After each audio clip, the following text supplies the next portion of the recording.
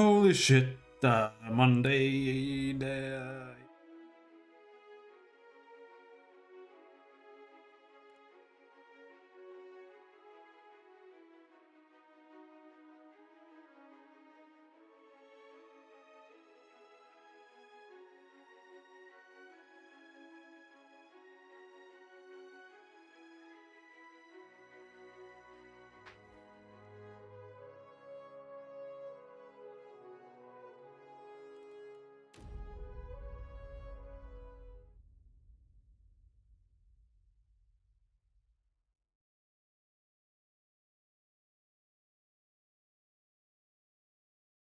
So what are we doing? Alright, we're still doing side quests. Ooh, the Mario premiere. I am not going to watch Super Mario. Only reason I would ever watch that movie. That symbol. It looks like the one we saw on the abandoned ship. My cousins make me.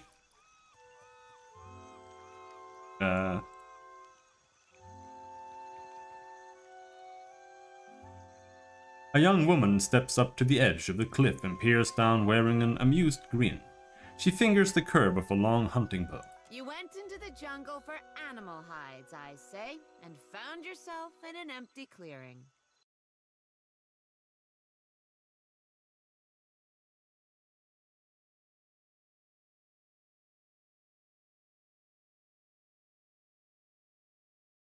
Lowering the volume.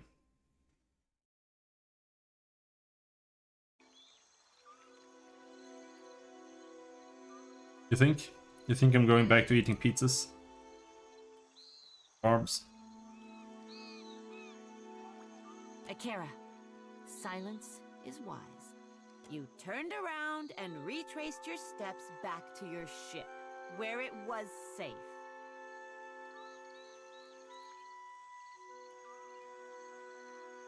Look, I just want to talk.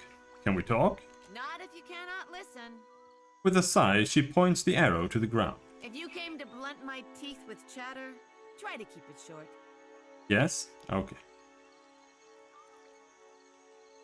I'd like to speak with your chieftain. You have an audience with me.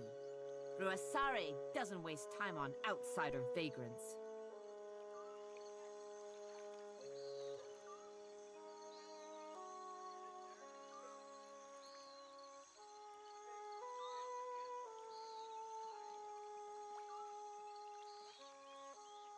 Give 1,000 copper. I offer tribute to the tribe. Buying trust like a loaf of bread. This is the folly of all outsiders. He grimaces down at you. May the rest of us never see the world as you do.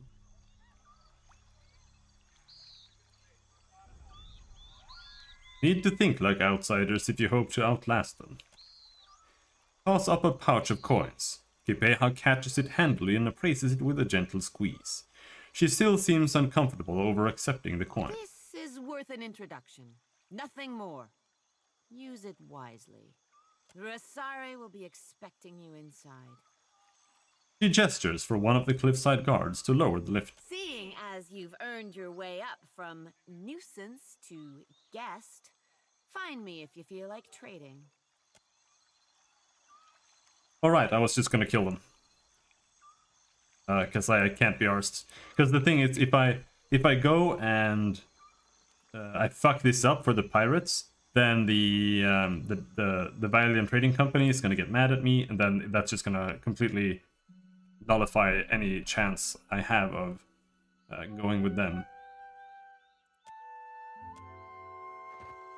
And then we just reset like 6 hours of progress. So I'm just gonna kill all of them. Unless someone complains and leaves the party. So.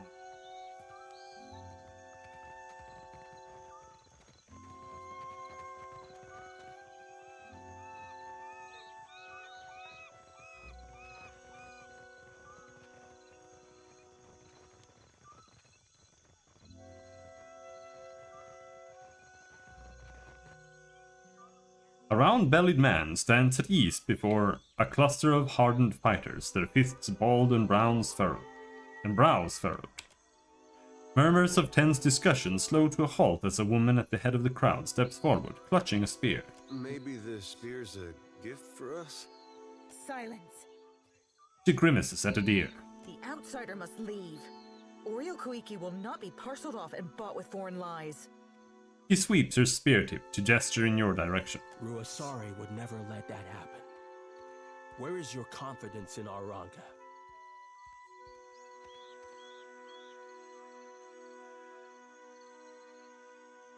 I take it there's a problem. You are the problem. We do not track dirt in our home. We are no better than the outsiders if our Mataru act like inhospitable savages.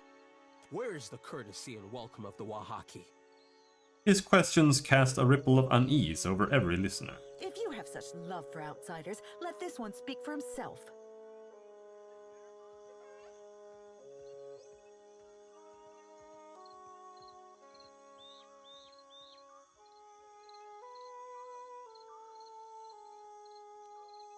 I am not here for a fight, it would be a mistake to start one. She grimaces at you, but her spear wavers. If the outsider turns on us, I say I will drag you through Tangaloa's maw with me. She curls her upper lip at Apara. For all our sakes, may I be proven wrong. Nodding to the assembled fighters, she signals them to disperse. On behalf of those who remember our manners, welcome to Oreo Koiki. He sighs and shakes his head at the warriors before refocusing on you. Why are the Wahaki so protective of their land? We safeguard any land that the trading companies have not stolen out from under Anakaza's throne. The islands will fall if the tribes do not recall our past and Ngati's covenant. Ngati's covenant? Ngati bade her followers to protect the islands, the tribes, and the luminous Adra. For this, she gave us the power to shape her domain. If we fail in our charges, the birthright of the Huana disappears. The Wahaki remember this. The Kahanga, they forget. What are your thoughts on Ukaiso? I cannot speak of lost Akaizo to an outsider. That is not our way. Why so much concern over the past? We lost much of ourselves when Cataclysm scoured the Deadfire. Somewhere among the islands, there's a place where we... He stops himself and bites his lower lip. Ikira, my apologies, but I should say no more. Ask. I am pleased to be making a new friend. Is there usually much infighting when outsiders show up? Ikira, I say circumstances have made us rough around the edges. Outsiders come with cannons, nets, torches. They do not come to talk. What can you tell me about Rusair? She is our Ranga, and the strength of our tribe. He stands tall, wearing a proud grin. I have never seen her without a mouthful of koiki. Even in battle, she wears a bandolier of fruit. A spirited, passionate, and very hungry woman is my Rusare. You and Rusare married. Aparo regards you with confusion and then bursts into laughter. How the outsiders enjoy their vows. The Huana pair off, but we need no documents or witnesses. When it strikes Rusare's fancy that we should sleep under one roof, we do so vigorously. Don't need to know that. Some think I influence her judgment, but they have the wrong of it. My back is too fragile for the weight of authority, I say. Farewell. What was the point of that?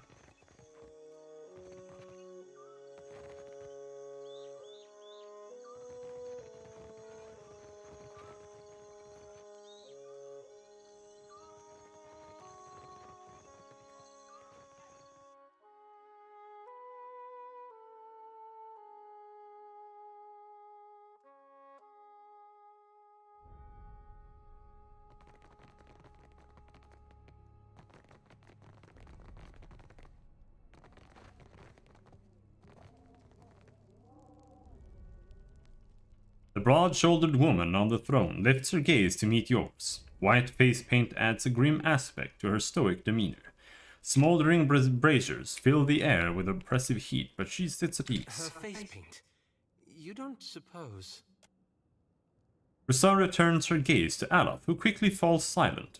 She returns her focus to you. I am the Ranga of this tribe, and will not hesitate to send your soul through Tangaloa's maw if you threaten my people.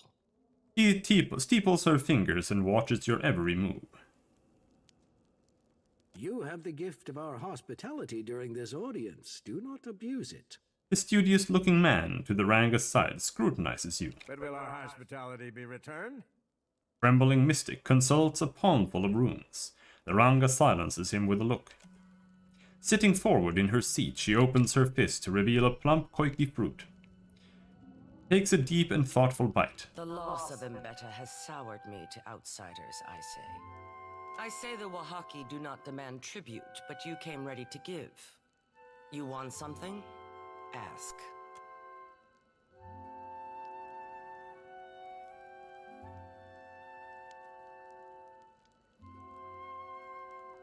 Wahaki seem on edge for some reason. Akira, a good reason. Rosaire squeezes her koiki until the juices run between her fingers. You are knowing that the purchase of foreign slaves is allowed in the Deadfire? A shadow falls over Rosaire's eyes as she lowers her brow. I am familiar with the practice. To buy and sell kith is the work of monsters. These slavers hunt the waters around Oreo Kuiki. Like cowards, they shy away from the deeper jungle. In spite of Rosaire's hearty guffaw, not a trace of humor reaches her eyes. They steal my people from their fishing boats and sell them like pigs at auction. Where is Onikaza to stop them? Well, maybe we can convince them to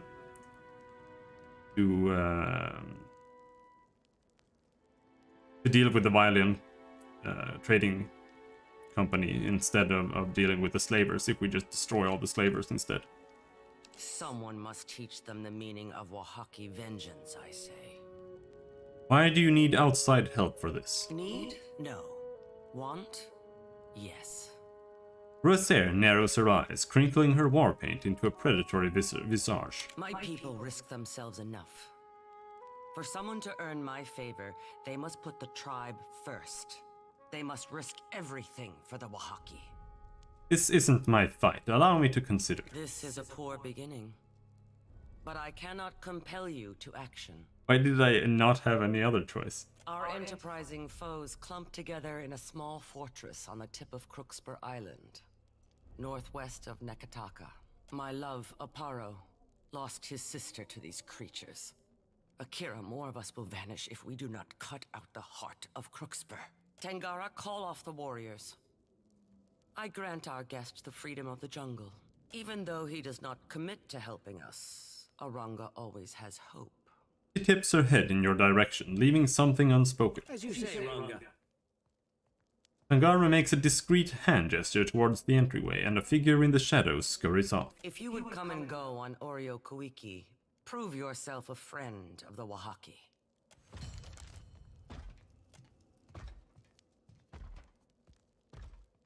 I came to warn you about the slavers' plot to kill you. What say? You came to know this how?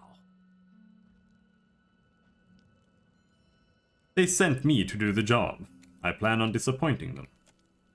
Rosaire raises her brow and regards you in silence. You are not drawing your weapon. It is a good thing that I am observing this. To buy and sell. These slavers hunt the water. They steal my people from their fishing boats and sell them like pigs at auction. Okay, so you have to go that way to get any other option. It seems that I be the one to twist the dagger for you. Or it seems right that I be the one to twist the dagger for you. Just so, good outsider. I trust you know your way back to Crookspur. My love, Aparo. This Ingwithan ruin makes for a cozy hideout. Do not speak the name of those who felled mighty Ukaizo. Their spirits are unwelcome. Rosaire narrows her eyes and studies you closely. We do not hide. We are protecting a way of life that others would trample under their boots. The trading companies would strip the land that the gods gifted us and unmake the works of our ancestors. There is much to protect in the Deadfire. Too much for any single tribe. She sighs, rolling her shoulder to release some of the tension. Do you recognize the name Theos? or the leaden key? I know only that they clang and clash like foreign names. She frowns, yet something in her soul sparks like kindling held to a flame. There is an ancient presence there with its own memory. Read her soul. You reach into her soul, chasing that spark of recognition. You feel hundreds of births and deaths within her, forming and disappearing like bubbles in boiling water.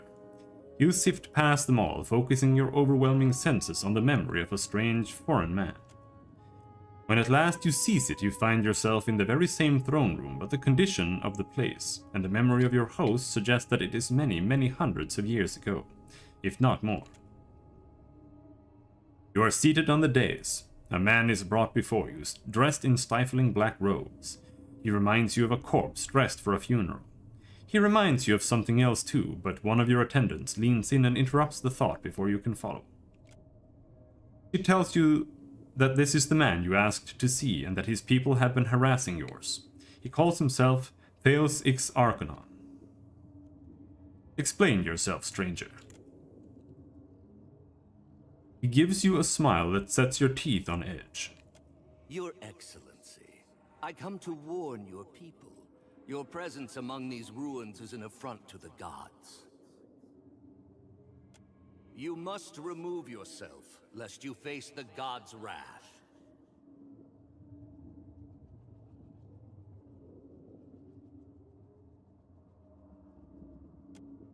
Indeed, the man is an even greater fool than you had been told. The gods surely take their time. We have lived here 200 years and they have yet to raise an objection. The timeline of the gods is not for mortals to understand. But even their patience shall wear thin, especially after this warning. You certainly feel your patience wearing thin. Who is he, this foreigner, to send your people from their halls and homes? And who is he to tell your people, the survivors, about the wrath of the gods? What ungrateful guest evicts his hosts? Our ancestors built these places centuries ago. We will not leave.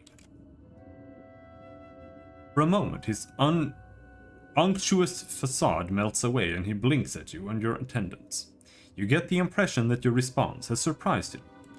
Your people cling tightly to their history. His jaw is tight as he speaks. He swallows hard as if gulping something unpleasant.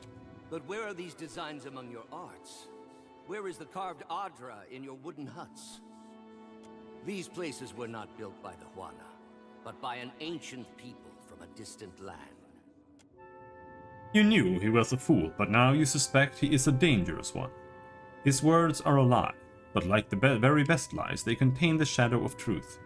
Everyone knows foreigners once lived among your people as guests, but they have not been seen in 200 years. What prickles the back of your neck is the question of how he might know this, and why he brings it to you. The murals in these places, and the stories of our ancestors tell it differently. How would you, foreigner, know our history better than our own grandfathers? I have seen your murals, and I know that you will recognize this. He produces a helm with 2 horn-like protrusions and a mask attached. He is correct. You do recognize it. Your guards and attendants gasp. The man, Theos, smiles more broadly. It was my people who built these places, and now I come before you bearing their warning. At least that much is true. You turn to your guards. Seize him. Just as a look of surprise appears on Theos' face, the ancient Ranga's memory skips ahead. You are looking at Theos once more. This time, however, he and a score of robed men and women are bound amidst a heap of peat and wood. This time he is staring at you in disbelieving fury. You have gathered your people and told them that the foreigners before them are the same ones who came to the island centuries ago. And now your people are angry and frightened, too, because every Oaxaci remembers the story of how foreigners abused the hospitality of their Huana hosts. So great was their inquiry that the gods destroyed the great city of Ukaiso and many others besides. Iniquity, not inquiry. So great was their iniquity that the gods destroyed the great city and the others besides. Watch now as I wipe their stain from among us. Your people cheer. Theo struggles and yells, but his words are drowned out.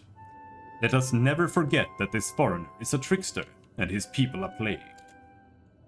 Hundreds of Oaxaci stamp their feet and beat the ground with the butts of their spears. Still, Theo scowls and thrashes in protest. From this day forward, we must be vigilant. Let us root out such foreigners and keep our lands pure of their wickedness. The tribe cheers louder than ever. Young and old, Wataru and Roparu, all are united in purpose. A change seems to come over Theos. The struggle leaves his body and the rage departs his face. Good. Let him accept his end. One of your attendants offers you a torch. Throw it onto the pyre. You hurl the torch. The flames spread quickly. The foreigners scream as the fire advances. All except Theos, who looks back at you with a strange smile of satisfaction. You pull back from the memory, and the gruesome scene evaporates around you. Why do you stare so? What is the significance of your face paint? The Oaxaci show outsiders that we know their deceitful face. He spits on the floor. My ancestor knew this face well. She recalled its every hateful curve to the Oaxaci histories. We wear the bone-white grimace of our enemies and take power from it. I came across a ravaged merchant ship not far from here. Akira, outsiders know better than to draw close to Oaxaci lands. Fingers ball into a fist. We leave the symbol of the war club as we have for generations. A warning, I say. A reminder. That war club looks like a much older version of the leaden key insignia. Aloth leans close, whispering to you. One which goes unheeded. An enthused smile slowly forms and fades. I already asked, do you recognize the name Theos? I know only that they clang and clash like foreign names. Back to my other question. Farewell. Back there, with the chieftain. Did you see something? Yes? I read an ancient memory in Rosair's soul and found a link to the leaden key. You tell Aloth about the past life you glimpsed in Rosair's soul, about her long ago meeting with Theos, his warning about the ruins, her decision to execute him and her mandate to the Oaxaci to defend their territory from outsiders. Diverus? That was the same story he told the Glanfathens. At least the Oaxaci made him pay for his lie. Then the Oaxaci are the painted masks. They've been serving the leaden key's interests for 2,000 years without even knowing it. Aloth blinks, working through the implications. Though not, it seems, in the way Theos intended. He frowns, rubbing his chin. Now that's just wrong. What are you thinking, Aloth? Belief is a curious thing. Crosses his arms, settling back on the balls of his feet. Once, the Oaxaci believed they were guarding themselves against the Inquitans, Theos' people. Yet over time, they became hostile toward all outsiders. A thoughtful furrow splits his brow. What of it? It's not just that the Oaxaci misread Theos' original message. It fundamentally changed them. He purses his lips. They went from being a large and well-connected tribe to a much smaller one defined by isolationism. Worry burrows into the shadows and creases on his face. This has got you thinking again about the consequences of your intervention. You know me too well.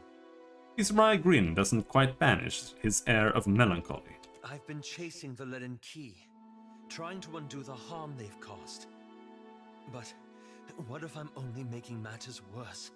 Private agony muffles his voice. His breath catches in his throat as the full weight of his words hits him. Might I be to blame?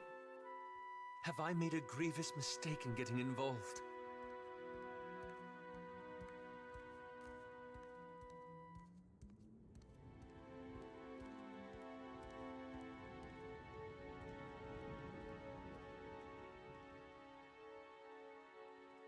No one can know everything, so we've all got to do the best we can with the resources we have. When you put it that way, mine does sound like a rather flimsy excuse, doesn't it? Perhaps it was naive to think I could dismantle a 2,000-year-old organization in a single lifetime. But it's worth it to try. I'm glad you've recovered your sense of purpose. The strange thing is, this whole ordeal has given me some sympathy for Theos. Not that I condone his actions, of course. He quickly clears his throat. But I can't imagine he thought he'd destroy an entire generation either. Well, not in the beginning, anyway. Clasps his hands and presses his lips together, trying to formulate a thought. When he opens his mouth again, he speaks as if he's choosing his words carefully. What I mean to say is, he thought he was doing the right thing. Even at the end.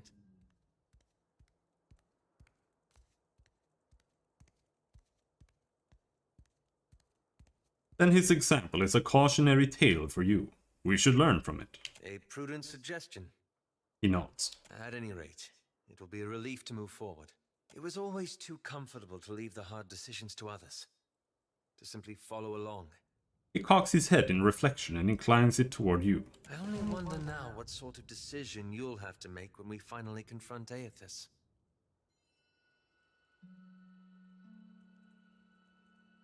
We'll find out when we reach him. No point in guessing. A reasonable point. Anyway, thank you. This has lifted a great burden from my shoulders. Then let's get going. I'd be glad to. Not that much to do except just go back and kill everybody. Can't go down this way.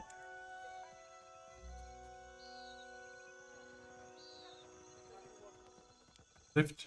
Did you notice their face paint? Yeah.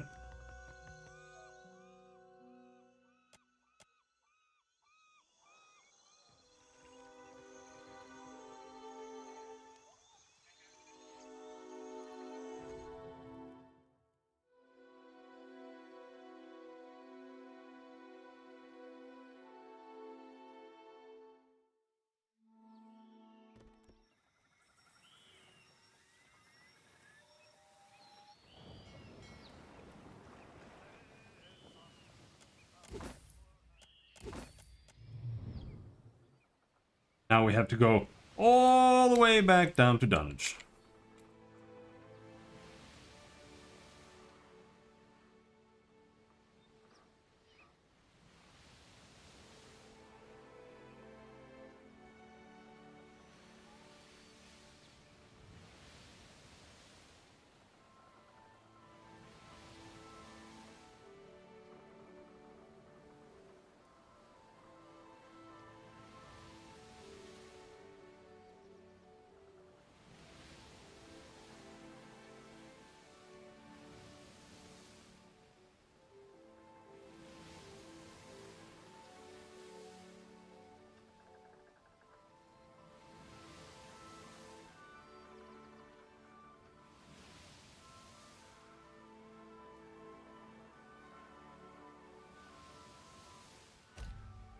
You hear a knock at the door to your quarters. Lulled by the soft rocking of the ship, you hover on the edge of drowsing when a light knock at your door rouses you to full consciousness. You open the door to find Rum-Dum Ridgere smiling at you from beneath rum-dimmed eyes. The aura of grog clinging to the sailor is nearly enough to get you drunk by breathing. "Hello there, Captain. I thought you might enjoy a little company in your bunk, if you know what I mean." Rum-Dum Ridgere's fingers play suggestively at the buckle of the sodden sailor's belt.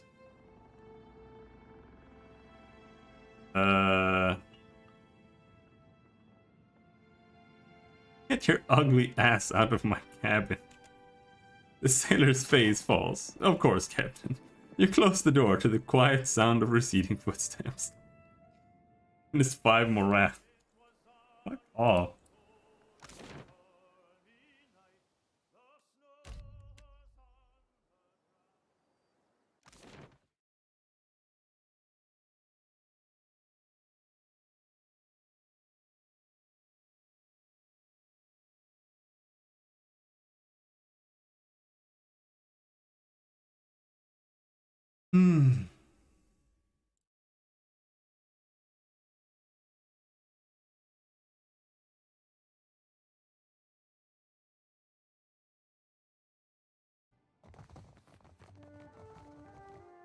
Okay. Hello, guy. I'm gonna kill you. Ah, Watcher. Good. You have arrived. Chin jutting upward, he grants you a winsome smile.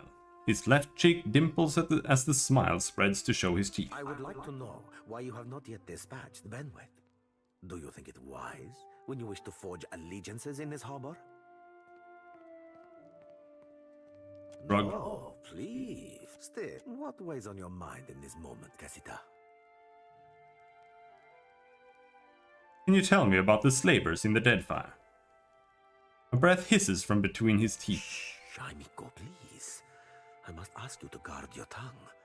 We do not condone slavery within the Principe. Gives you a pointed look. But I can tell you, their legal operations are based Oh. on the island of Crookspur. If you're hunting for more is the pity. Oh, I thought it was here.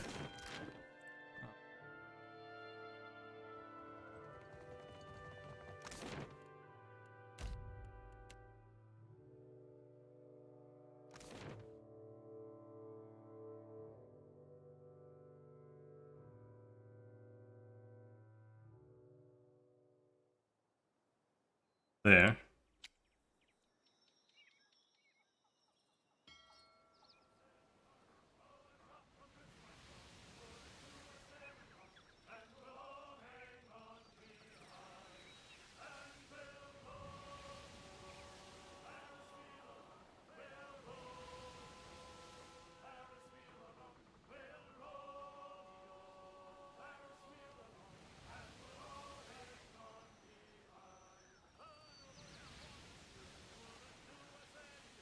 Well, he might be good as long as we kill the slavers.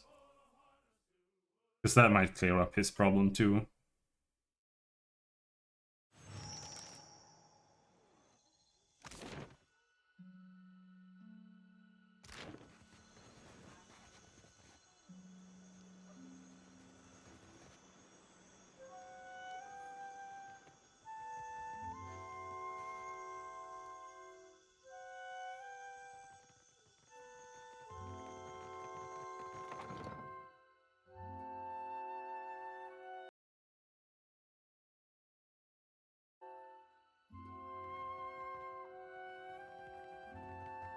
Hello there, lad. You wanna die? Stand over there. To what do I owe the pleasure of your recurring presence? Okay, so...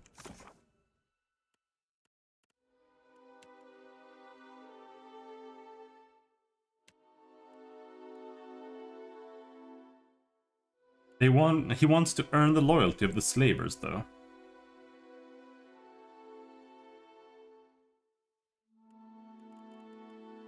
Okay, so that might still not be good. Well, whatever.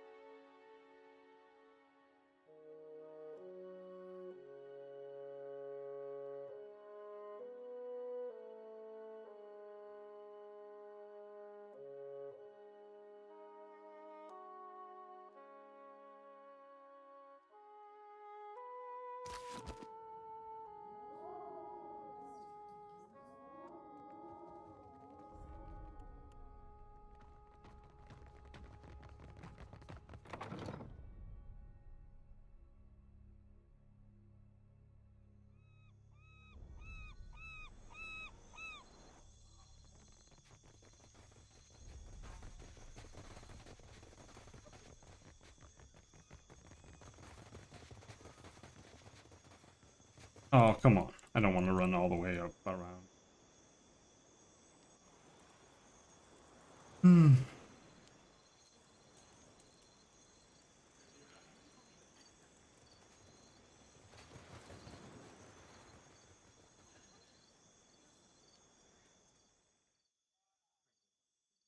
Before you, a small cavern arrows into the rocky terrain beneath the fortress' crumbling stone base. The squat mouth of the cave sits within a washed up ocean water. I wouldn't call this a cave, this is literally just an entrance. Wade into the cave. You slosh into the water until the bottom abruptly drops out from beneath you, and a cold rush suffuses your skin. The water is greener in the back of the cavern, dark and deep. A wave crashes into the cavern behind you, and as it recedes, a hard undertow sucks you back toward the shoreline. Swim deeper into the cave. You push against the current, making slow but steady headway. Swimming deeper into the cave, you come to a set of tunnels forked left and right. One tunnel leads to darkness, the other is marked by a faint glimmering of light. Both tunnels are completely submerged. Swim into the darker tunnel, of course. The tunnel's depths are so black you can't make out your hand in front of your own face, so you don't notice the dead end until your knuckles and then palms have slapped against it. There's nowhere to go except back down the tunnel's length, all several long feet of it. Your movements have rocked the water around you, and just above you can make out the muted sound of waves lapping at the lip of the tunnel. There may be a sliver of space for air, or there might be nothing. Swim for the surface. Your nose bumps the rocky ceiling of the tunnel when you try to surface, but there's just enough space for you to gulp some air between your lips, before an icy wave washes over your face. As you tread your arms to keep afloat, you realize your movements are making the water even choppier, soon closing up the space between the cave and the surface completely. Swim back to the fork. Swim to the brighter tunnel. Your group swims on and on, deeper into the tunnel, no end in sight. Your lungs begin to strain, desperate for air, and your pulse pounds in the back of your throat. Dizziness assaults you.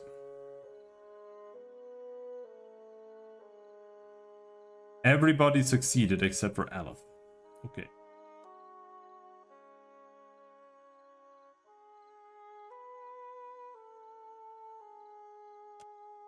You emerge from the tunnel and break the surface of the water in a cavern deep beneath the fortress.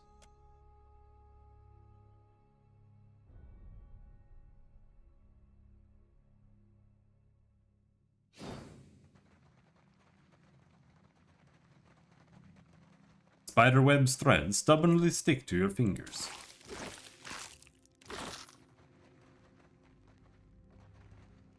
Very well.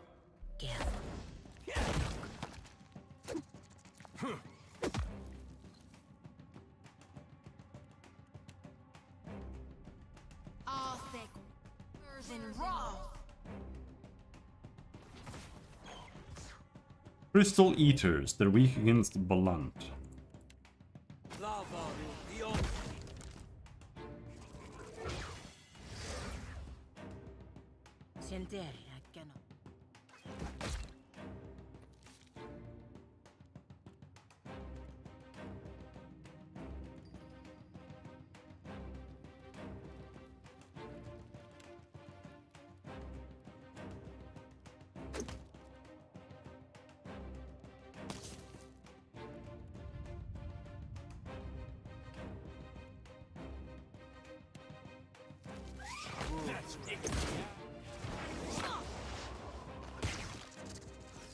Tell me.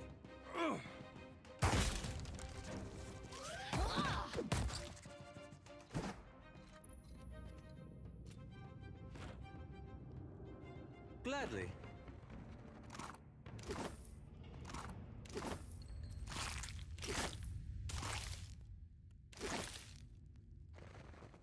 These bones have been picked clean. Yeah.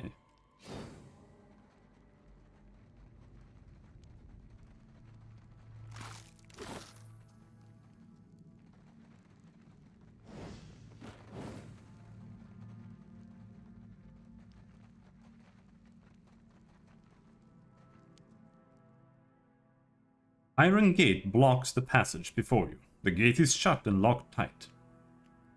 Its bars thick and evenly spaced.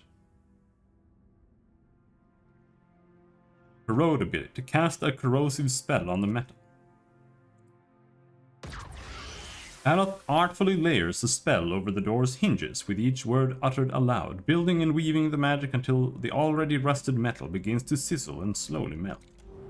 As you watch, the door's hinges corrode completely away. Then the door falls to the ground with a bone-jarring clang. Yeah, that was what I was trying to avoid. Couldn't you have stopped it from making the loudest noise in the world? It is accomplished. Up.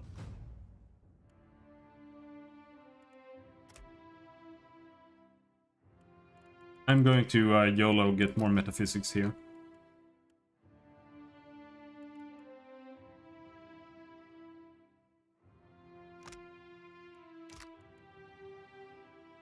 Here we get more focus when we start.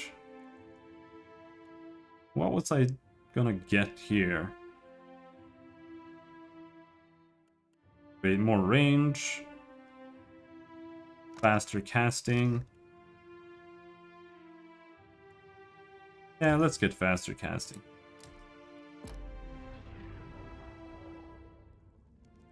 As you wish.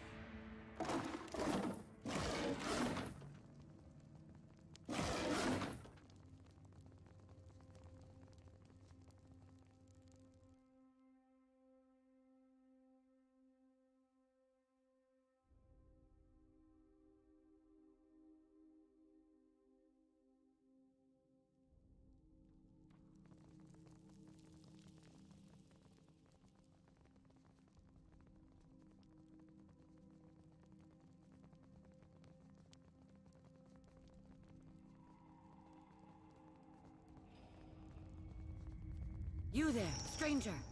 Help us. We are not fit to be here. A woman coated in dirt and flecking war paint waves her arm between the grimy cell's bars. Though weaponless and caged, wearing rags not fit for a pauper, she stands aggressively and has a muscular frame. It is obvious she is a warrior. Come closer. That's it. Just a step more, little bird. Quit? Her feathers ruffle as she shoots the prisoner a hard glare. I was hardly speaking to you, God's chosen. Do nothing. Teeth bared in a snarl, the warrior lunges forward. Her shoulders bangs loudly against the bars, certainly hard enough to leave a bruise, and her hand gropes for your throat. Her nails scrape at your skin, but she is just short of being able to grasp onto you. Highly above. Damn it, wait! Listening. Thank Andra's sweet tides. Shoulders slacken with relief. Forgive me, stranger, but you must help us. If you could, I mean. Her hands grip the bars so tight the muscles in her arms bunch. She cants her head and her eyes study you with a mixture of suspicion and hope. Who are you? A buyer, maybe? But down here? I haven't seen you before, so you don't work for the slavers.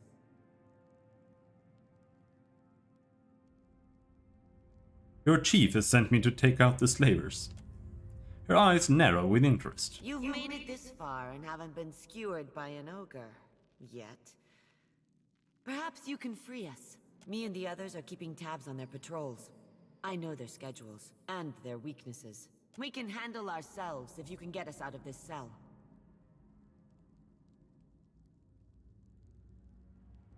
If you fight and die here, it be in vain.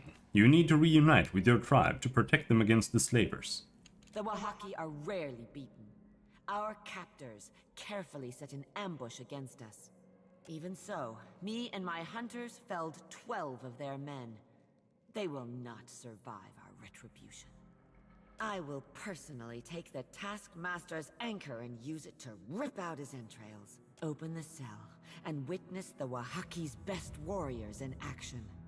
Know who has the keys? The big dumb one. The Taskmaster. He stomps around near the stairs that will take us to the fort's upper floor.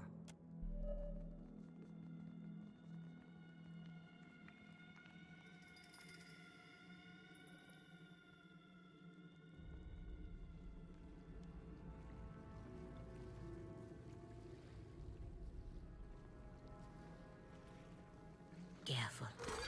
Look. Water flows crisp and clean.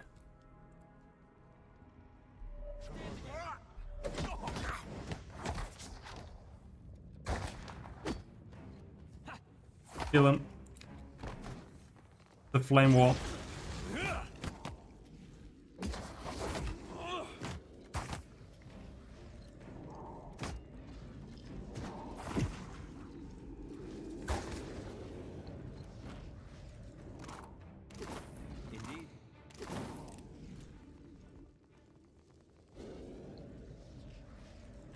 Finished. Vakile.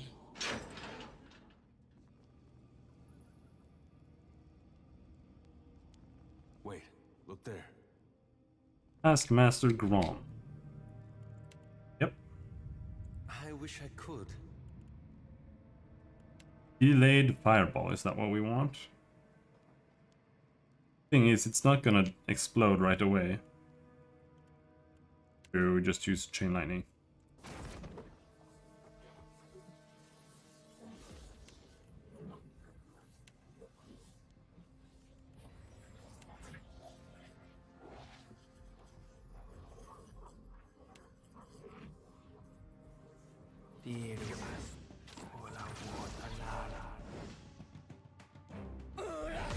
Oh, he's throwing things at me.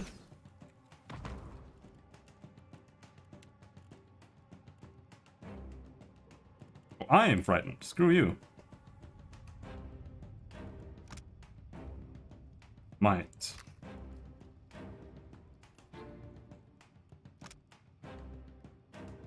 Let's resolve. Get rid of fear. It only lasts for a couple of seconds anyway, so it doesn't matter.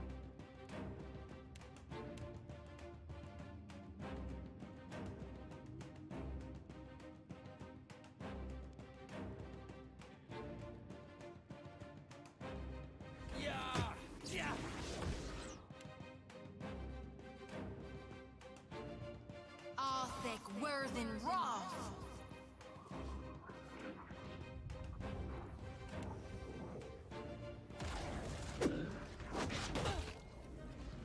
That was about as useful as a bump on a pickle.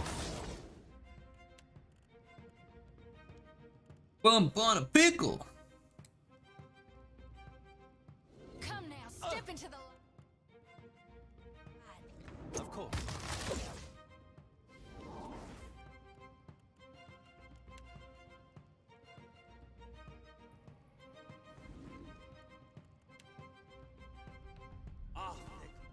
Yes.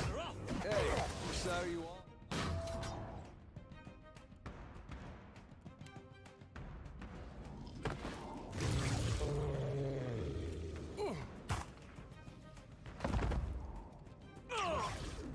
Of course. Unnamed Grimoire.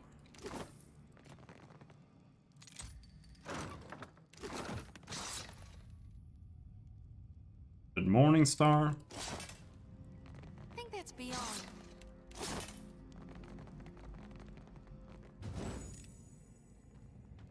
Oh yeah, we leveled up on everybody.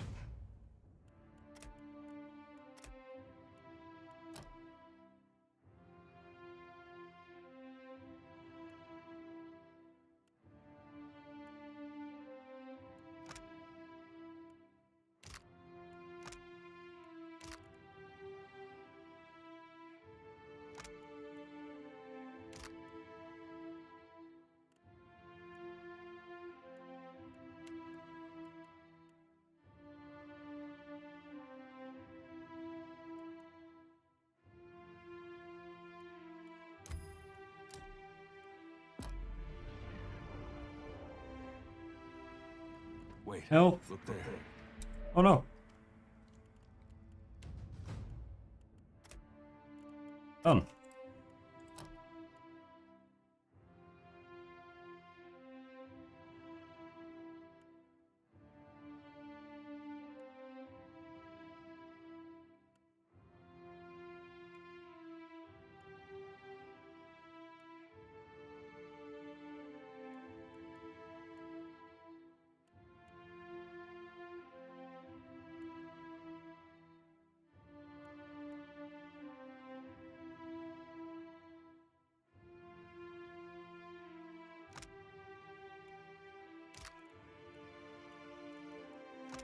Well, this will give her +1 armor bonus at the very least from standing still. It's not bad at all.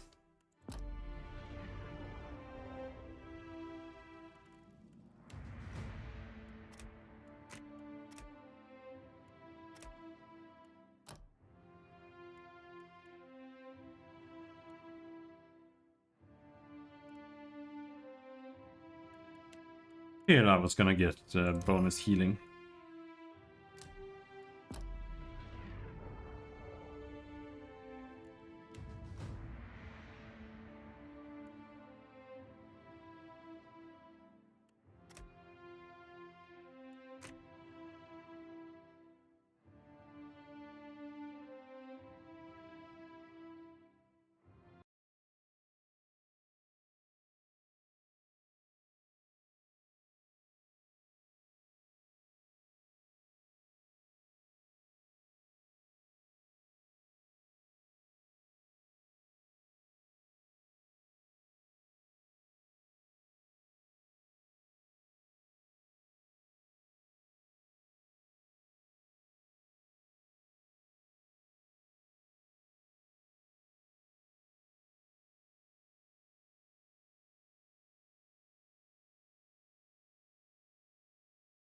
Count 13.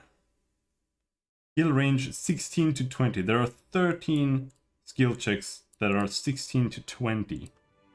Okay. We still have no choice.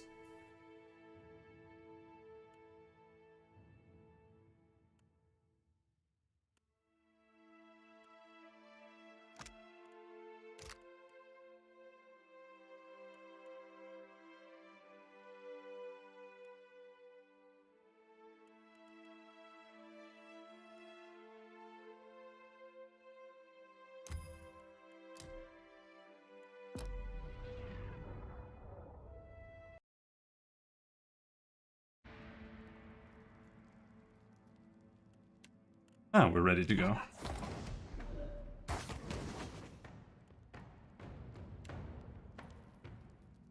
Take that.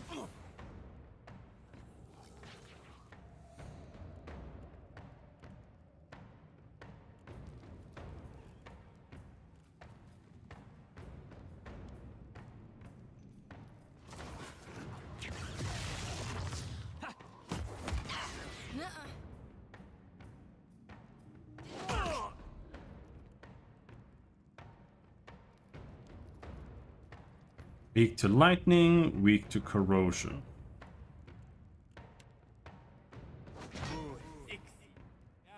Yeah.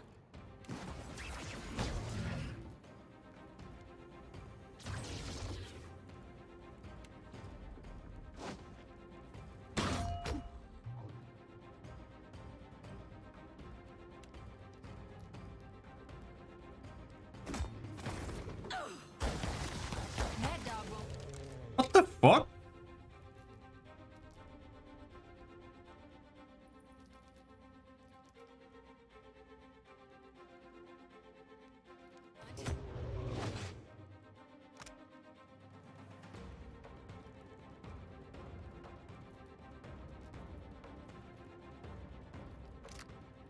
Like 80 damage.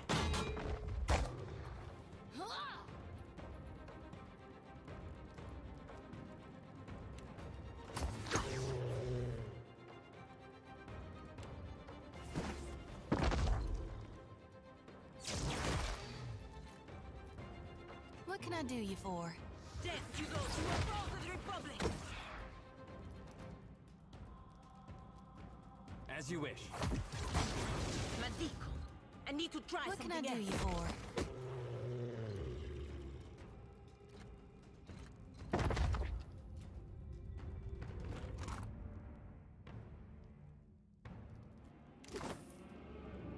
Let's take a look.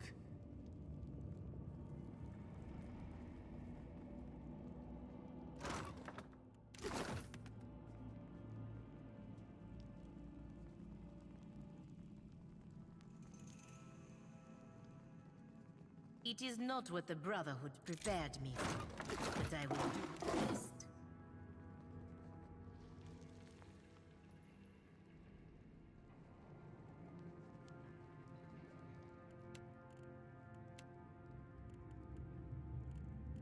Just want the normal bouncy bounce.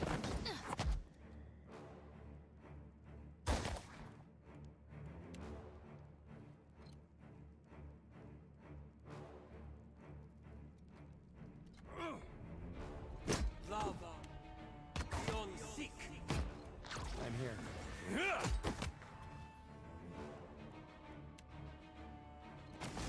Hey. That hit true. Enemies here are pretty easy. Gladly.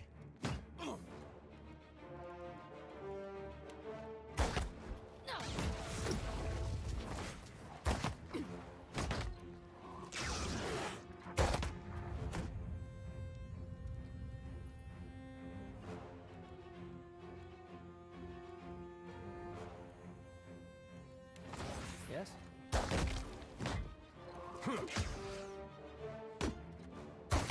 Yes, he's so invulnerable. He has nothing.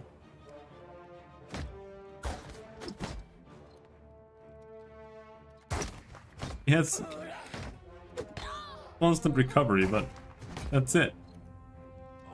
Must have popped potions or something.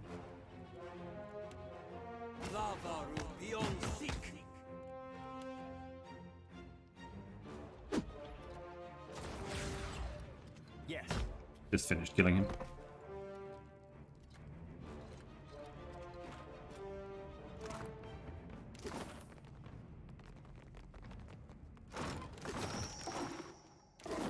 Huh? Coming storm.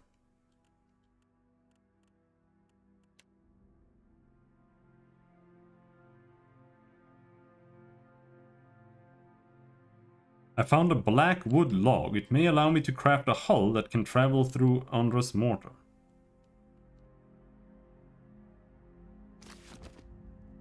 That was random.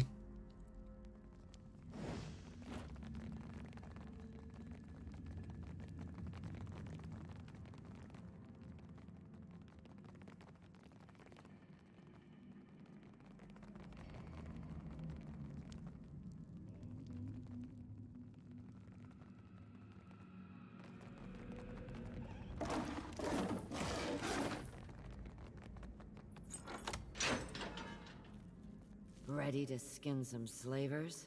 I know I'm ready for revenge.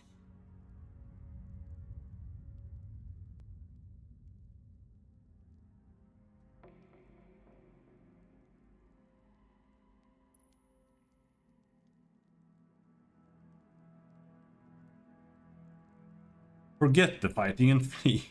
You ask a warrior to run from battle? To adopt the heart of a coward? He pounds a fist against her chest. That I can't do. We will have our chance. And we will cut the hearts from these slavers, with or without you.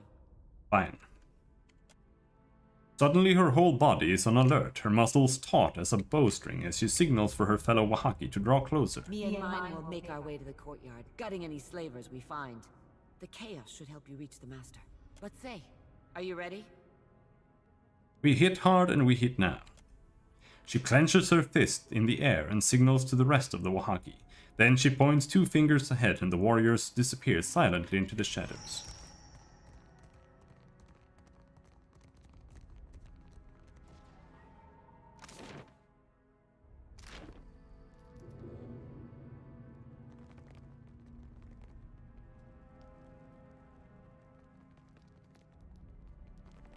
Saves.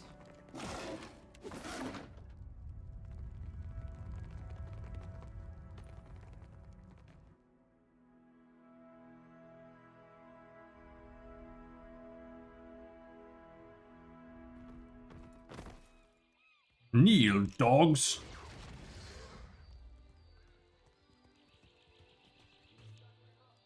Who's calling who dogs?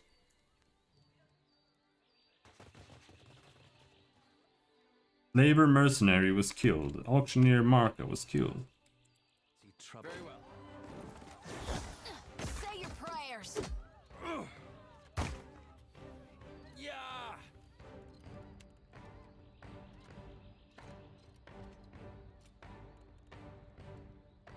Let's put our skills here, the ones that I like. That one.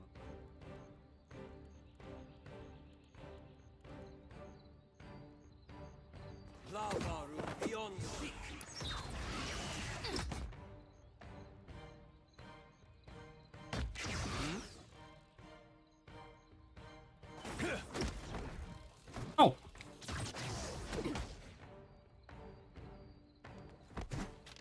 Yes? That's it!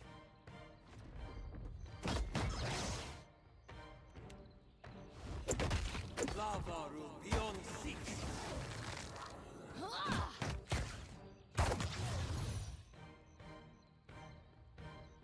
Yes?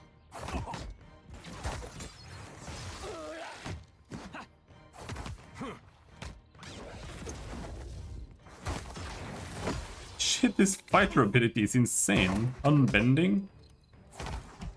Oh, he has lay on hands on him as well. For some reason. That's it?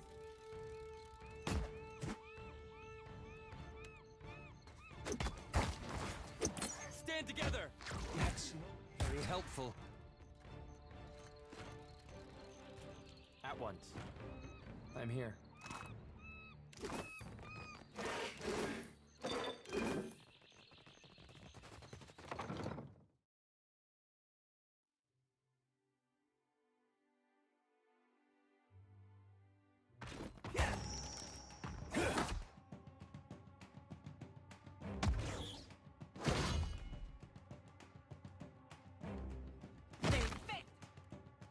Perfetto!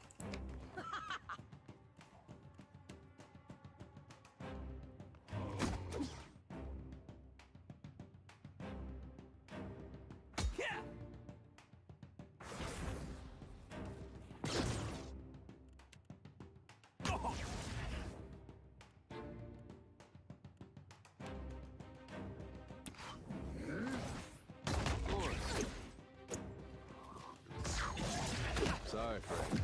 Can't. What happened to my mind control? I need to try something else.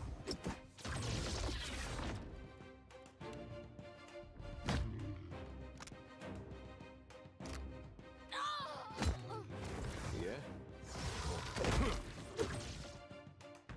That dog won't hunt. Never flout.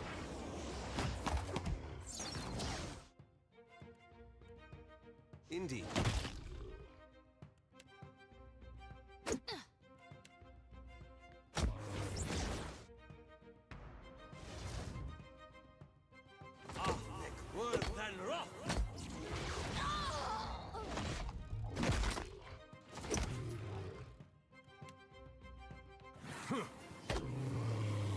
This is futile! This is futile! Say your prayers. This guy has super armor. Oh, it's gone. Just have it.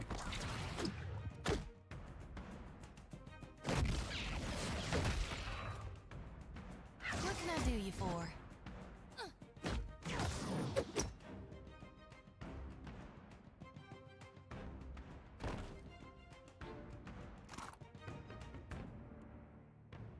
I hear you. Large shield. Happily.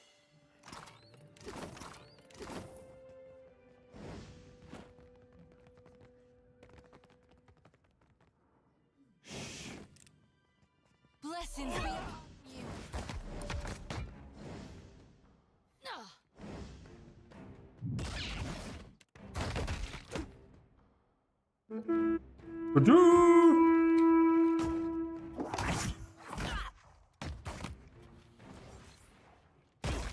Who did you call?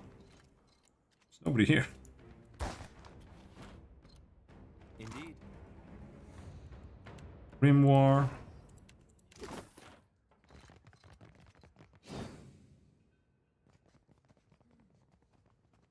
Careful. Look. Big line. Death to those who oppose the Republic! It is no use. I cannot get...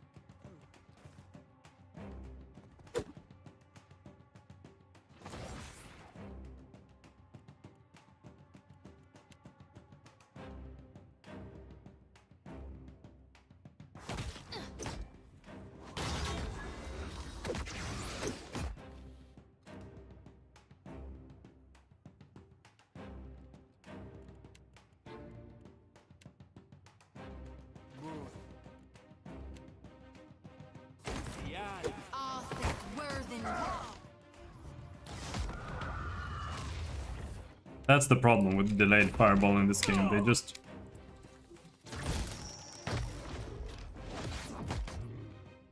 If you have...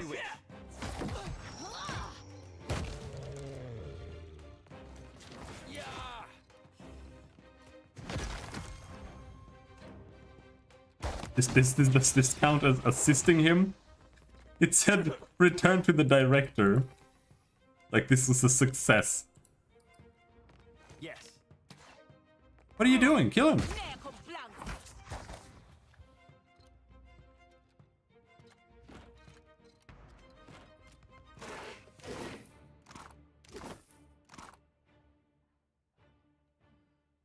25% of misses converted to graces with proficient weapons.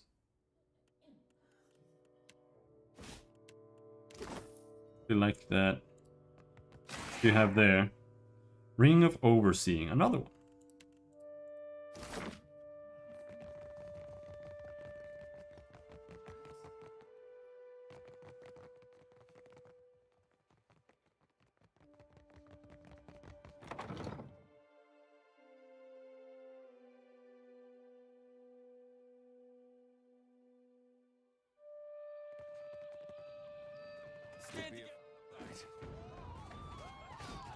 Very well.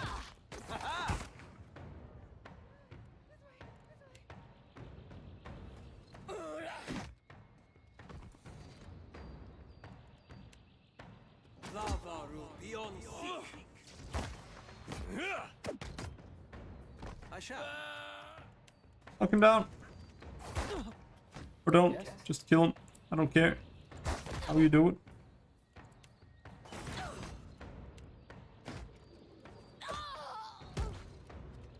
I am ready.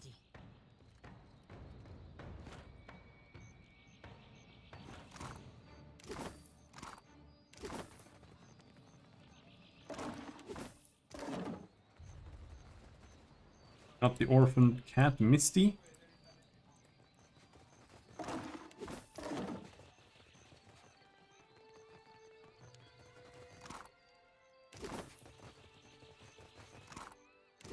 Here we got money. We need all this money.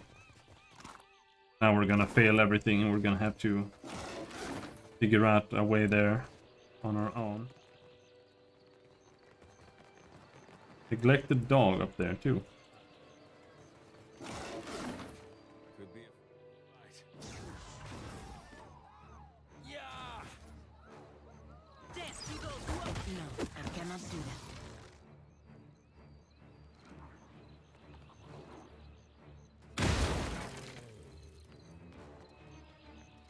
Didn't take any damage from that, but the guy in front of me died. Kind of weird. Whatever.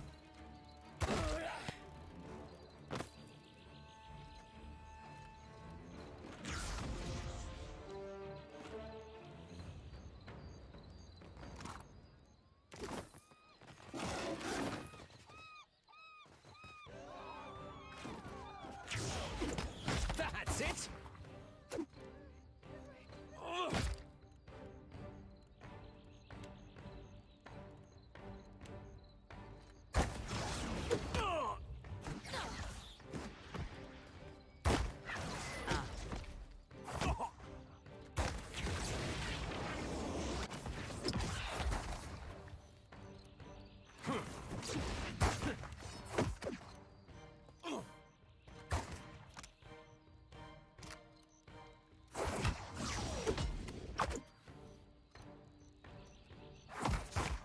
I am ready.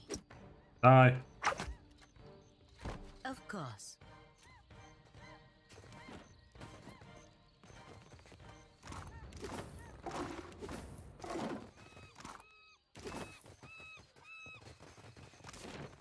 Okay, there are no more slavers anywhere.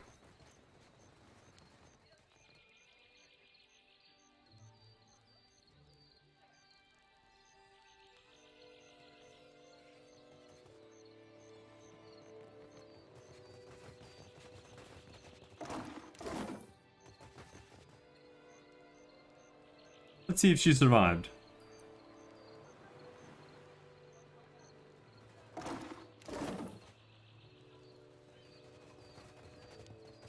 to have a look right away.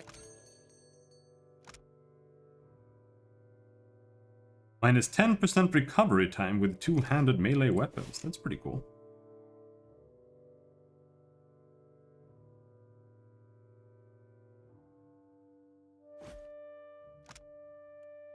Otherwise, legendary. Oh, shit.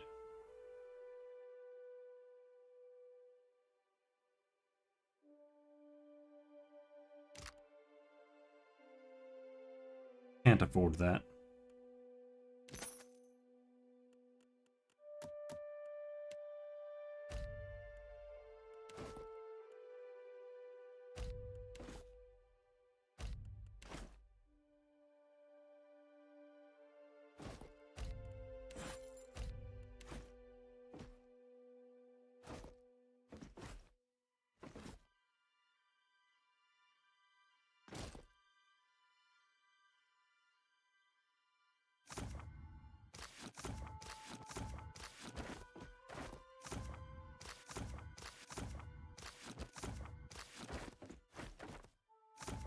Don't really want any of them, but we can still keep one of each.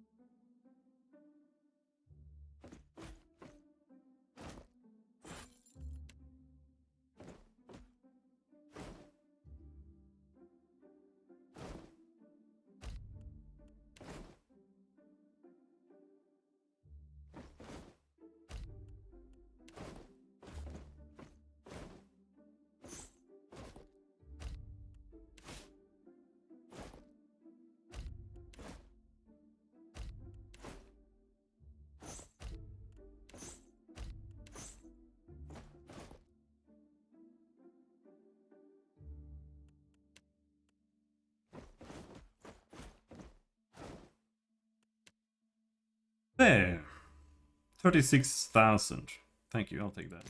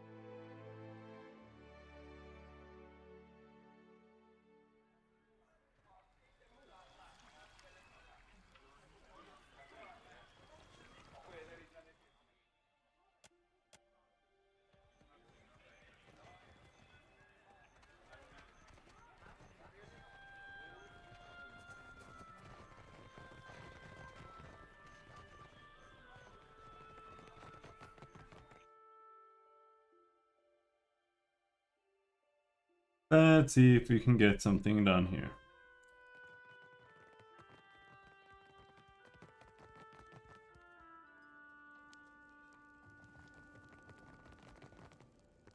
Crookspur is a blight on the archipelago. I pray that Ngati drags the island down with both claws. What say? I came to discuss your slaver problem. Her eyes brighten with joy. Reser steps closer and embraces you roughly, clapping your back. What say? If those parasites drew their final breaths, I would hear of it. Master Kua is dead. His business is finished. While Onakaza plays at diplomacy, we are the spear in the guts of our enemies. I have come to expect troubling news from outsiders.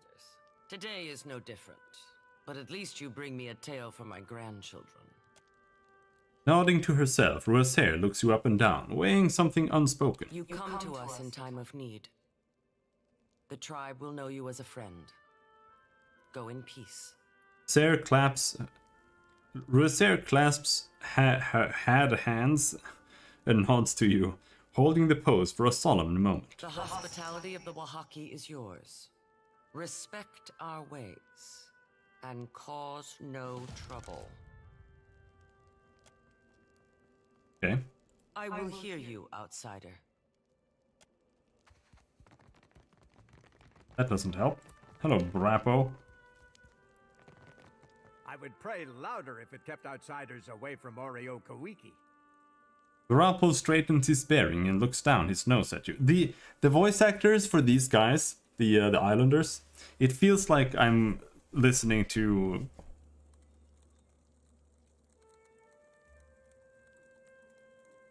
like I'm listening to a dub of anime, and they keep saying Japanese names, and it's all Sasuke and Naruto constantly. I say Ruasare would not like it if I denied you hospitality. This is why I'm not a huge fan of voice acting. Like, voice acting is nice, but getting it to a good point is almost an impossible task. It's like, if you want a unique voice actor for every fucking NPC, even if you have $4 million from Kickstarter, you still have to train each and every single one to have your fantasy dialect or whatever they're doing. The only other way to do it is to just like give these a dialect that you can like easily get people for. Like they're all German.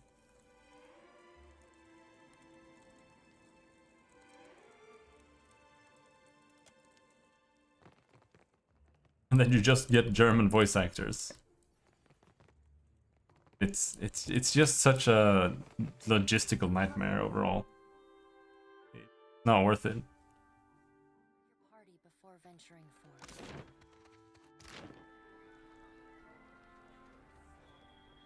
And one bad voice actor ruins everything. Like you have one slightly crappy voice actor, and it's just. Akira, you're in luck. Waru's prize. More damage with spells. Do you have a super sale? I want super sales.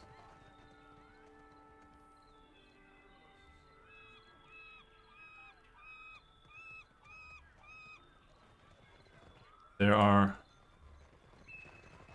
Do you have sales? Sales?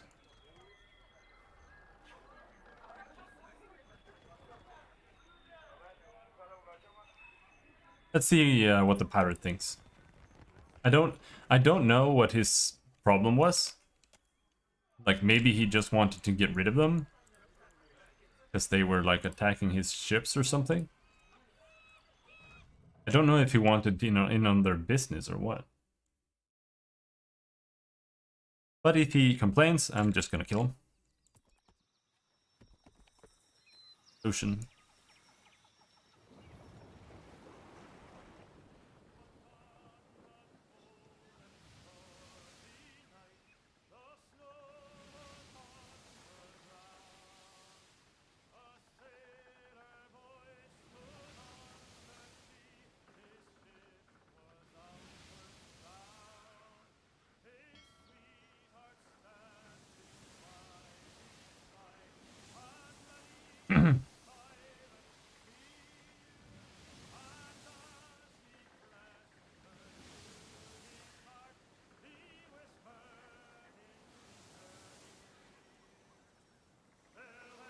Purple? Is purple evil? Oh, Principe.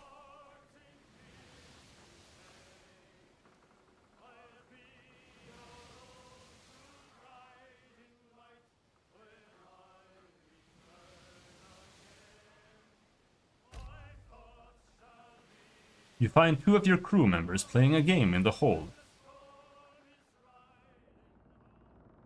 You're examining cargo in the hold when the sound of whispers and muted laughter draws you deeper into the darkness. You carefully round a stack of crates to find Uchitsu and Beodul engaged in a round of Orlan's head. Uchitsu salutes. Hello, Captain. We're putting down copper on Orlan's head if you're looking to join a round. What's Orlan's head? You carve an Orlan into the mast like so. Beodul grins, gesturing at a crudely rendered figure with comically large ears and a rabbit's nose. Then you throw daggers at it. Each part is worth a different number of points on account of some being harder to hit than others. The nose, for example, is worth lots of points. Sure, I can play around. Fantastic. Beodul takes a step back. I'll sit this one out. I don't like losing coin. Ushitsu chuckles, produces a dagger and spends an unnecessary length of time aiming the shot before losing it at the Orlan. The dagger sinks into the Orlan's ear and Beodul chuckles. At 7 points for Ushitsu, Captain. Can you top that?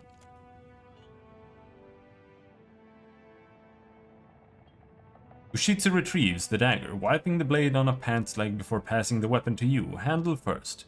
Your turn, Captain. Let's see how you fare against the dreaded Orlan.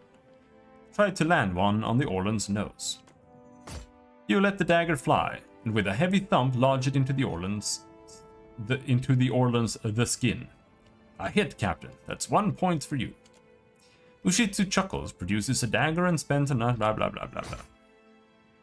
Hits it in the Orlan's eye. That's 5 points for Ushitsu, Captain. Can you top that? I'm gonna hit the Orlan's nose again. Dodge it in the Orlan's ear. That's 7 points for you. That's another 5 points. 2 points hitting in the head.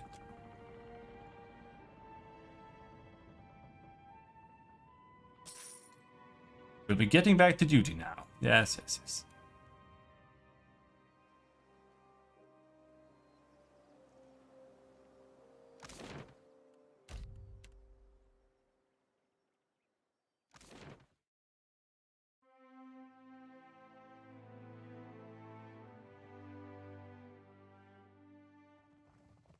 Hey man, you're not mad, right?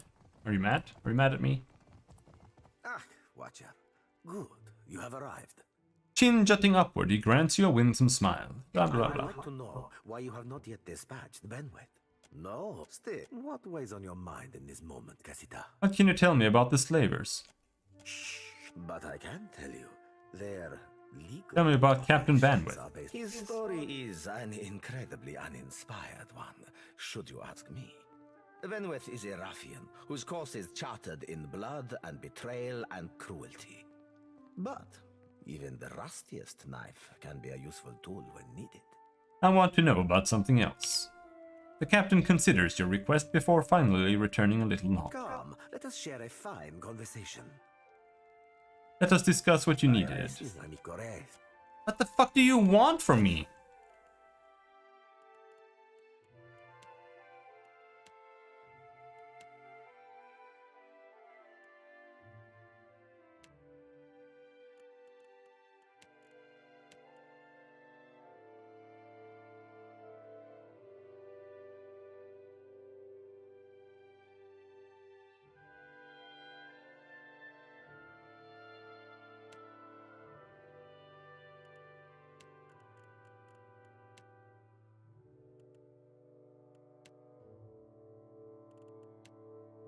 Whatever. Let's just go back to Nekataka and see what he says. Gonna be like, we hate you now, and then cancel the quest line.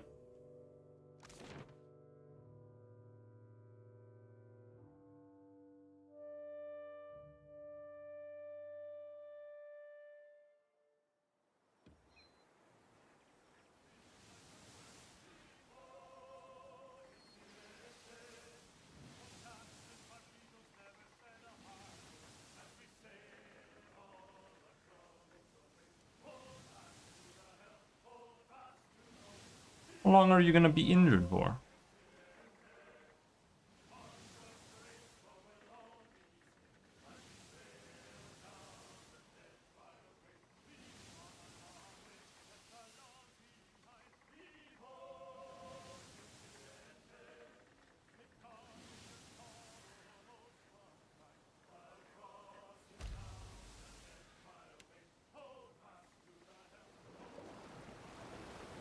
You stand astride the stern castle, gazing across the deck of the Defiant and out on the sea beyond when Chitupek approaches.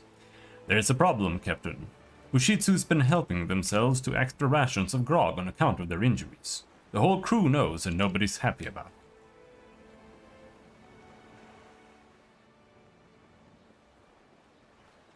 Let's go deal with this. Chitupek nods. Your orders, Captain?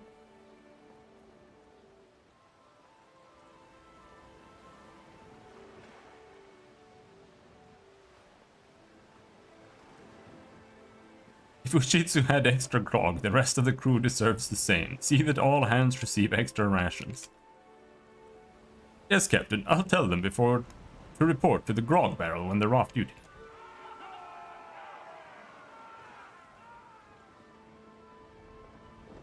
Along with the grog, any peace you hope to gain vanishes into the crew's revelry. They enjoy the merriment, and by the next morning none of them remember the resentment regarding Ushitsu. Some of them remember very little at all.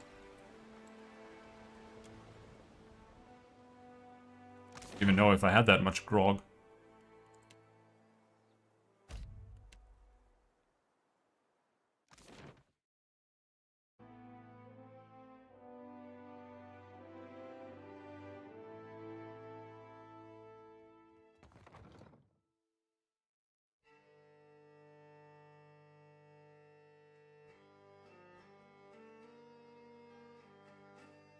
Since we have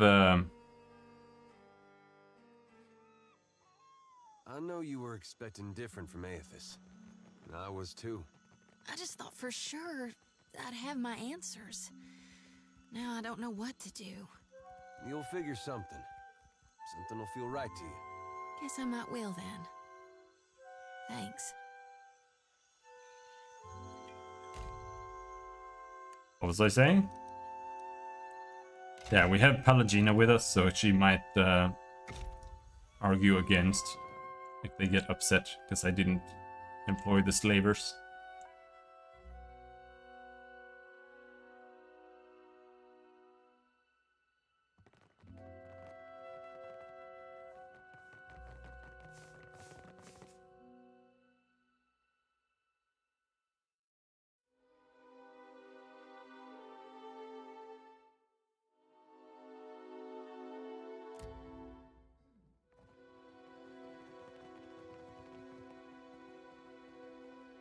Neighbors are screaming. Watcher, what can I do for you? About Crooksper. Yes, that business. What became of it? Castle busies himself with polishing his spectacles. The slaves are free. I see. I'm certain you had your reasons. Can't believe you expected me to help slavers. I didn't. I meant no offense, Watcher. Truly, I should have entrusted you with the full story. Clearly, I should have. But out beyond the Kahanga's tribe's reach, all over Eora, the trade continues. It is a source of income I could scarcely afford to overlook, even with devils like Ferrante taken into account. I was not there, and so I am certain you handled matters as you saw fit. You have proven yourself capable without doubt, and there are worthier tasks ahead of us. Yeah. Watcher, what can... It stops there?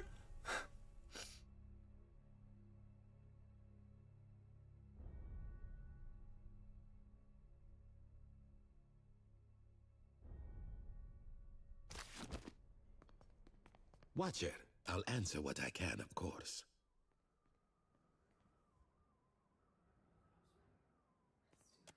Now then.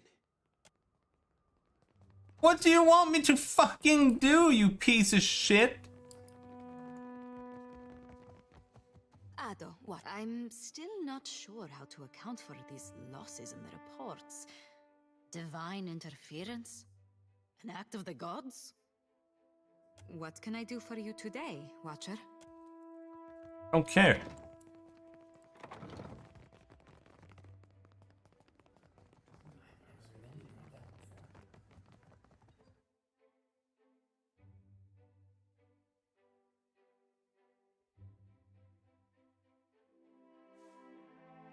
Is it the governor?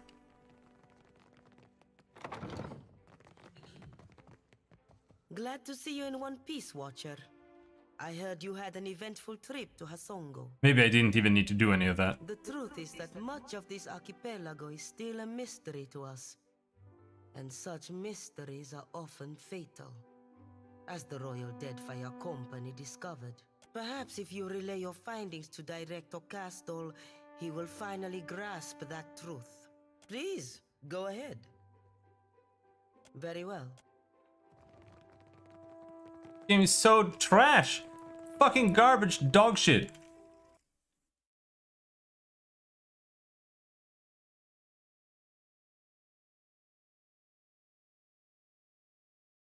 What is this called? The Coming Storm.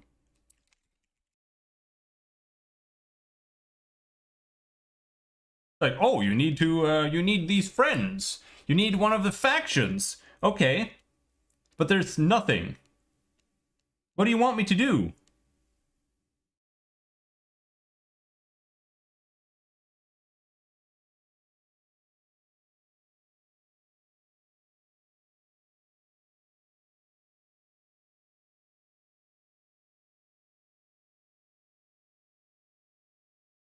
A vote of no confidence and storage sabotaged at the Brass Citadel.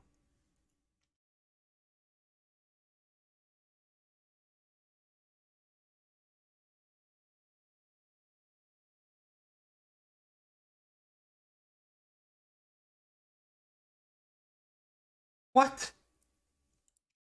Okay, fuck you. Dragon Wing Sails, where do we get that?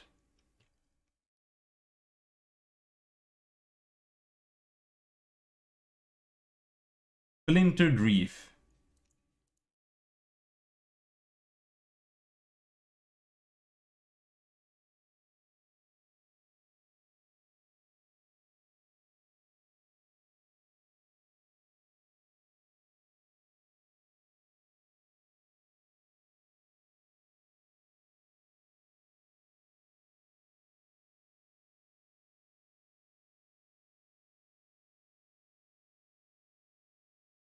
Okay. Where's that?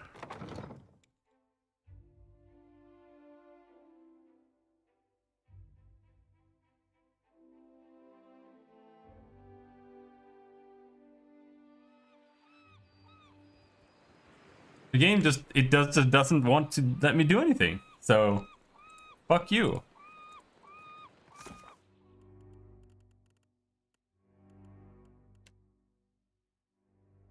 Do I have to do this? Fuck off.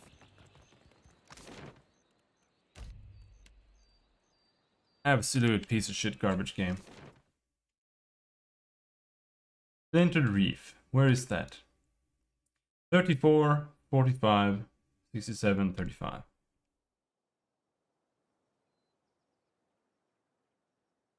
Yuka.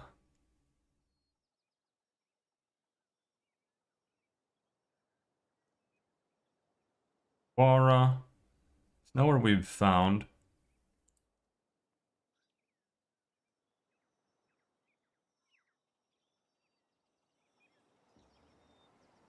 Okay, so how does this work?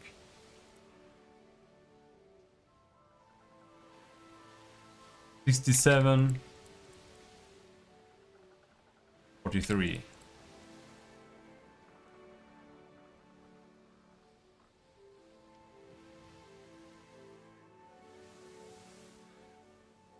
This direction.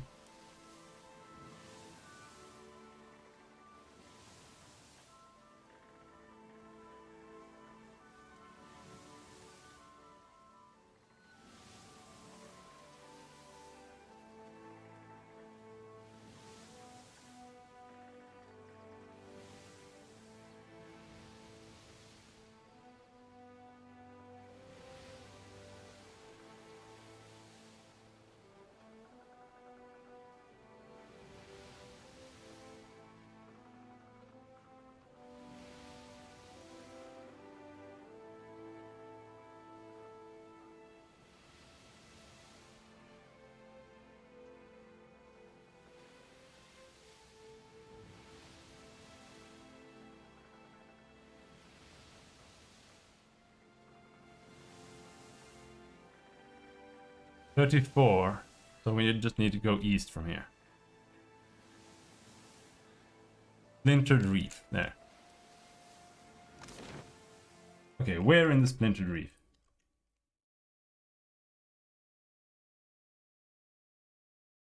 I need to buy it?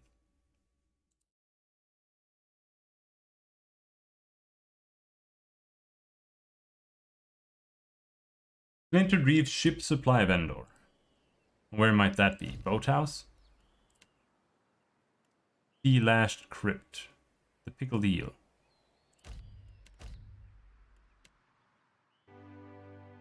A series of flimsy docks connects scattered stretches of dry land. On all sides you are flanked by the hulks of splintered wrecked ships. A thick fog sits upon the water, obscuring the path in all directions.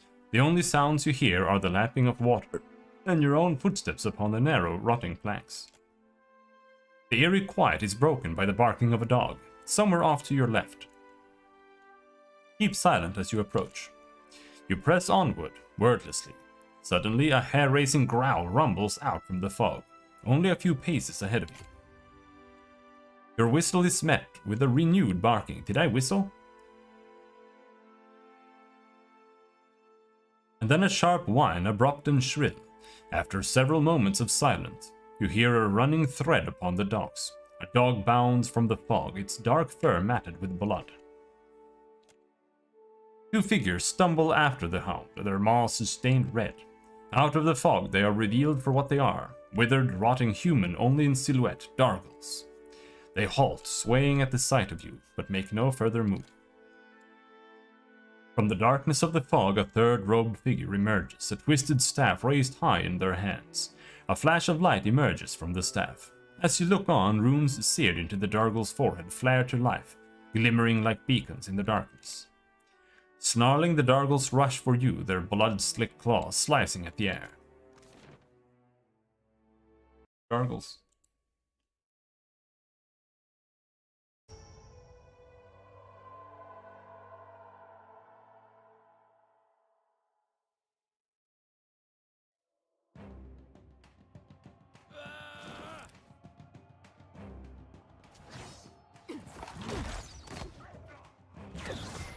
Indeed. Hello, vampire.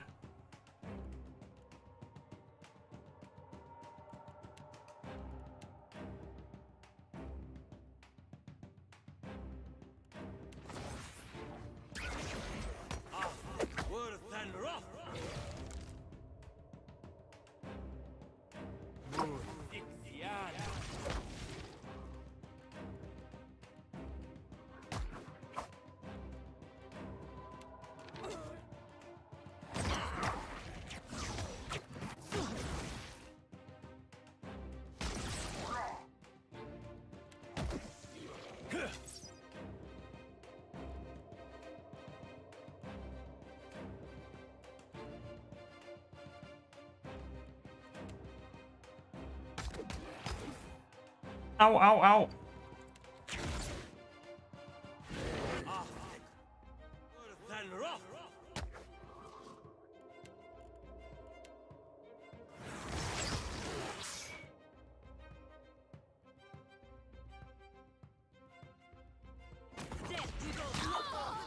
Oh, shit.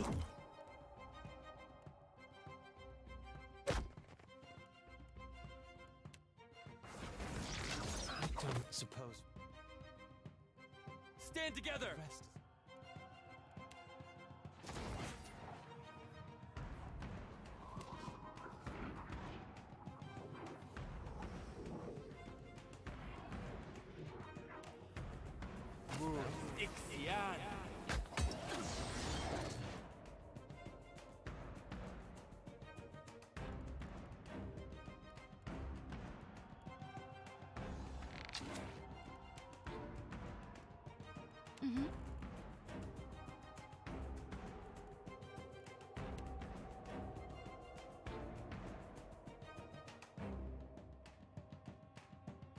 Oh, Zoti is mind bent.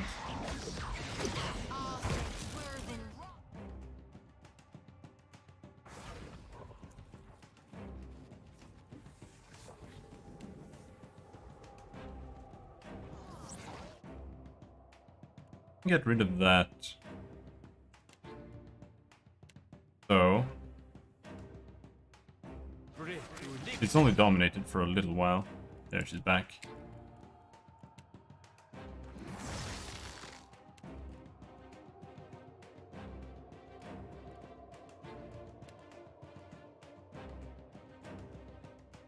Weak against everything. Surprisingly so.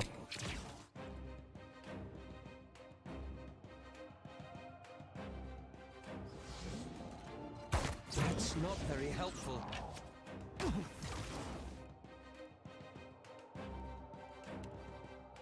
That's for my friends. I hear you. Get threshed!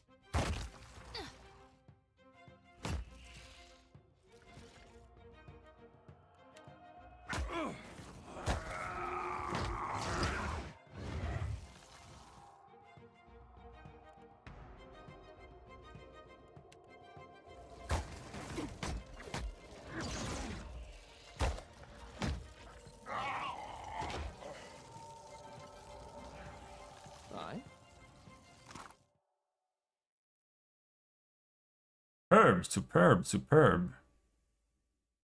Herb. Lots of herbs.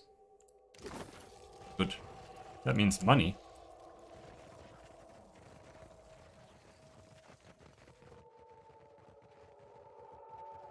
Everything we've got here? Yep. Some zombies. Pickled eel.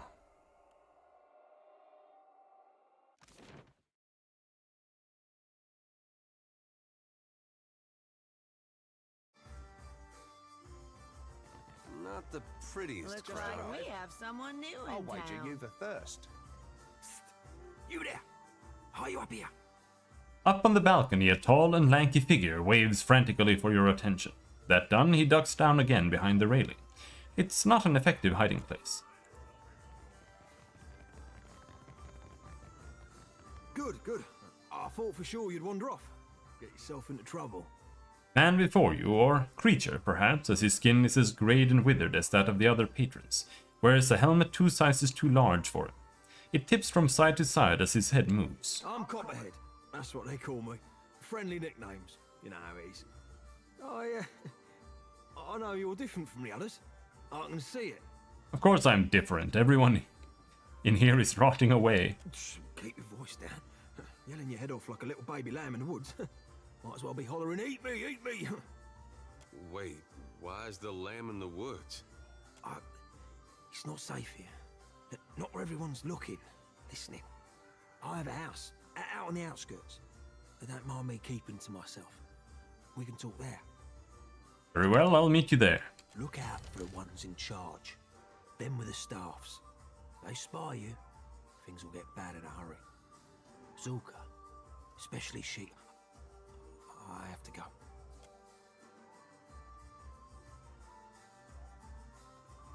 A woman strides into the tavern bearing a staff whose ornamental head glows with arcane energy. She strikes the staff upon the ground once, and the tavern fills with eerie light as the runes carved upon each vessel's forehead begin to glow. Zulka mutters something under her breath, and a faint aura ripples around the 2 bound kith standing behind her. That done, she makes a sweeping gesture of the arm, with all the showmanship of a theater performer. Menzago has brought you a feast, my friends. Livestock and game. Tonight, we eat well. Everyone in the tavern cheers as the kith are charted into a back room. Copperhead, you are not staying for the celebration? Copperhead freezes mid-slink, grinning insipidly. Not today, Zulka. I've had my fill, really. Another mouthful and I'll split down the seams. He bobs his head in a feeble bow, then scuttles away. Zulka's attention drifts back toward the crowd.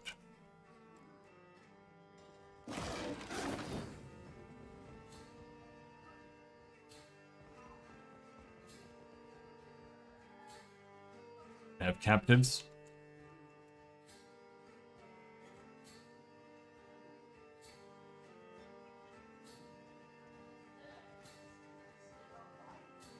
Hello, Zolka.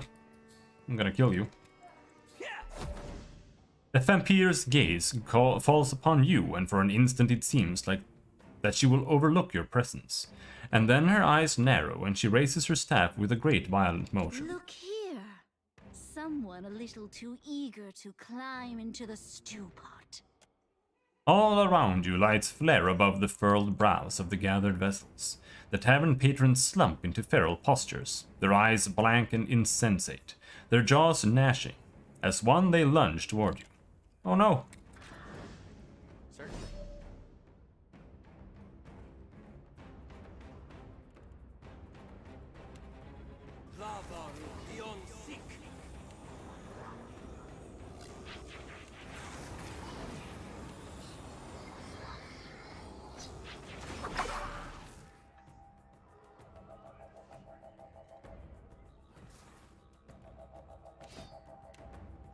More engagement here.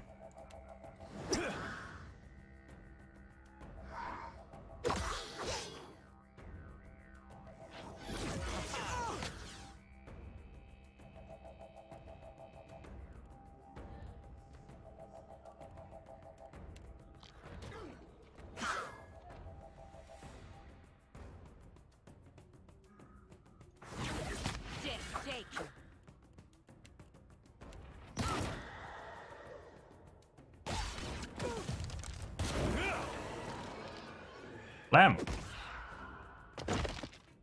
Don't know why, but I don't seem to take any real damage from explosions.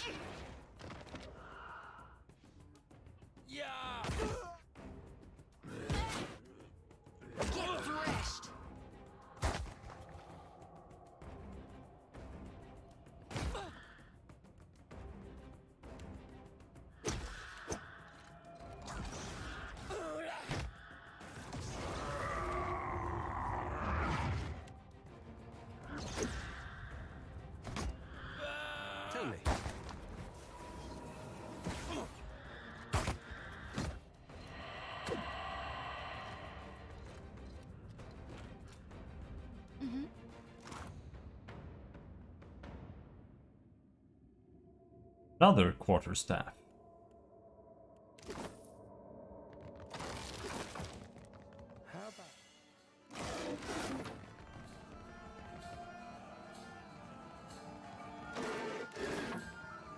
Hello, captive. The captive's mouth is gagged with a tight bandana. A loop of iron is bolted around her neck, with a glowing emblem wrought into the metal at the joint. She struggles to speak to you, but manages only a muffled, garbled yell. Examine the iron collar more closely. You can't make sense of the symbol, much less whatever spellcraft might be at work. Ow! I have like 12 plus arcana. Remove her gag. The woman takes a few gasping breaths of air, before lowering her voice to a conspiratorial whisper. What in blazes is going on? Have you seen those monsters? Any chance you sailed on the Antelope? What? Aye, and I never thought to hear the name again. Was it Lofel sent you? Thought he was a shifty old bastard. Guess I misjudged him. We were sailing under Lofel, captain of the Antelope, and making good time. A clear sky and a good wind until, out of nowhere, this fog bank rolled in. Then, a great hulk came gliding through the water towards us. Nearly stove us there and then. The floating hangman. I got hit so hard it surprised me to wake up again. But the next thing I knew, those things were carting me and Kasungo down the road. Daimo here started hollering, and they all but cracked his skull in two. I have to get him back to Fort Deadlight. You've gotten past them. Help us do the same. Cut their bonds. The way is clear. You can go. Gratitude, stranger. Come by Fort Deadlight sometime, and we'll give you a grand welcome. Though, mayhaps we'll follow your ship a while. Wouldn't do to get caught again. Sure, whatever. Try to rob me, or I'll just kill you. Sea-lashed crypt. Where the fuck am I supposed to find this thing?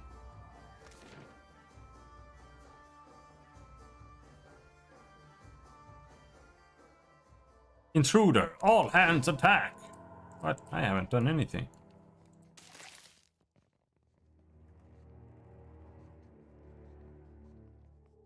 I'm here. Dare you call me an intruder?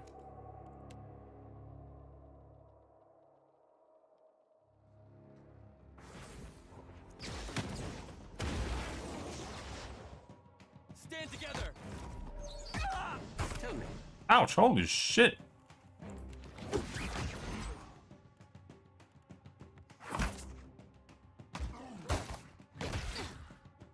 Ouch, ouch, ouch, ouch, what the fuck? I lost it. This is gonna be rightly annoying without him.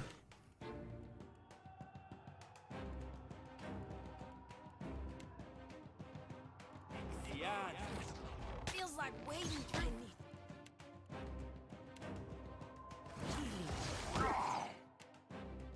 That's for my Tell friends. me.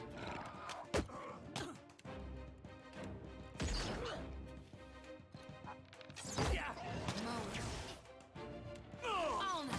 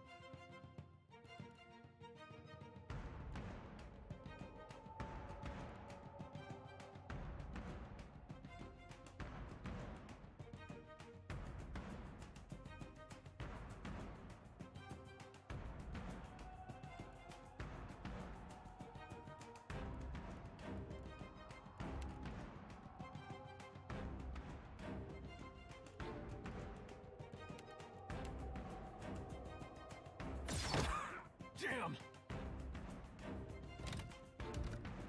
Not gonna happen.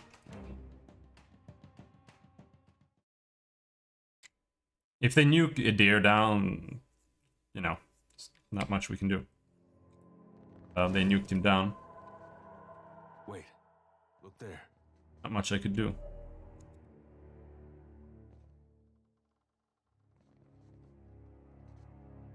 At once.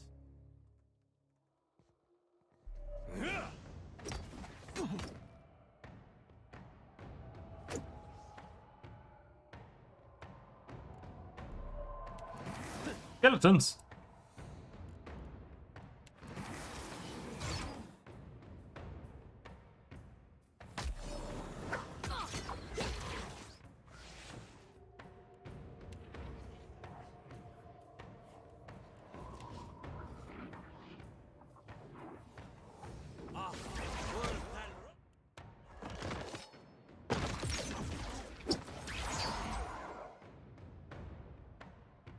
Oh, cast the spell. Come on, cast it, cast it.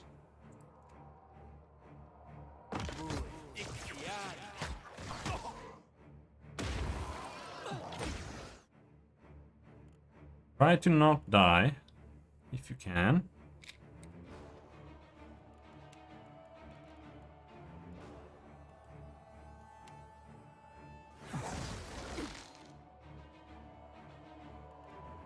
There are a lot of dudes over there.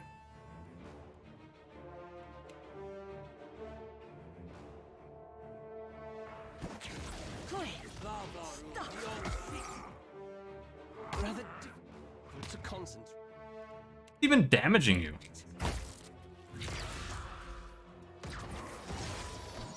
I don't need to know.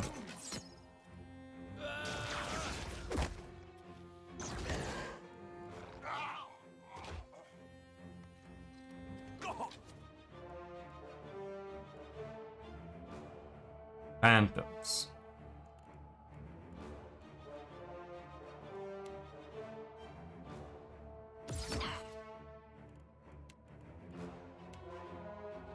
Now she's going to die instantly again. Let's try to avoid that.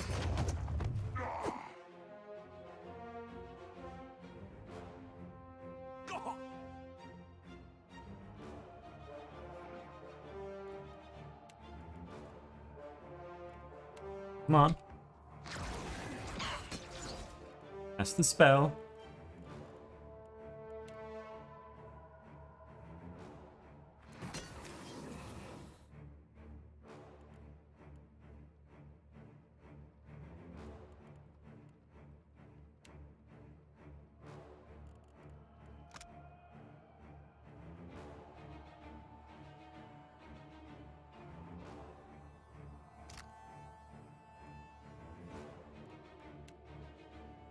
Lava will be on the sea.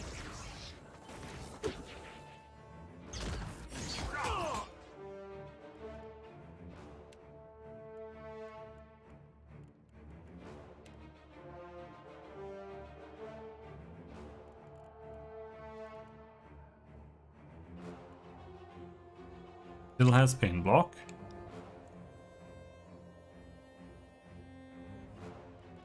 Maybe a resistant, but that doesn't mean that I can't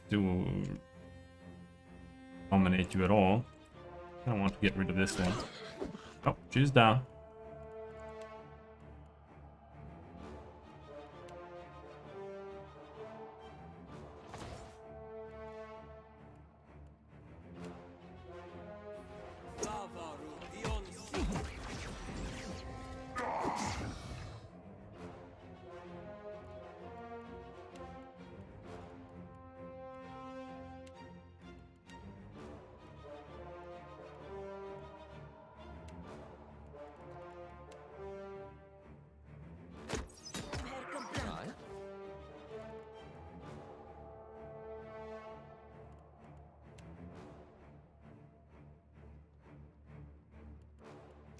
This go against Fortitude.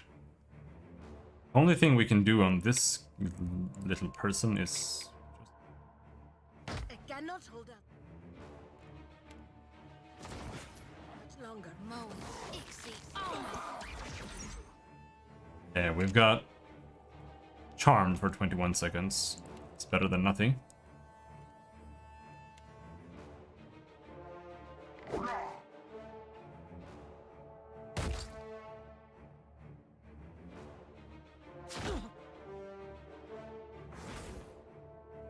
Stand together.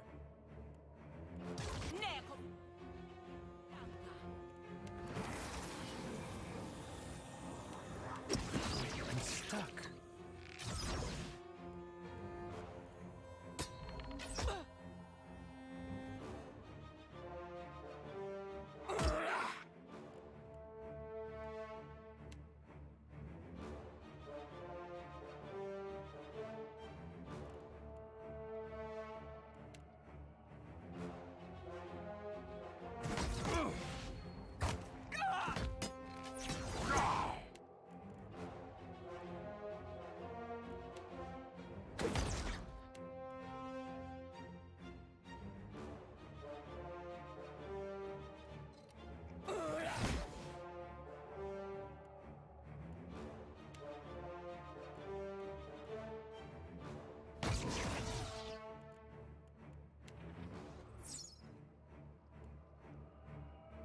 We should rebuff here.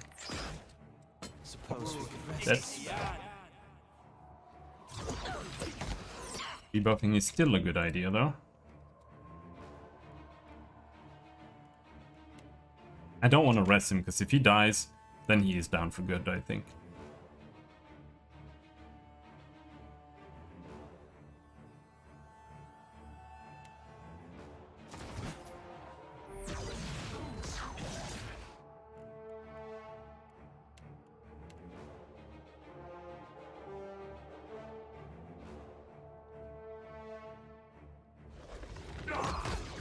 As you wish.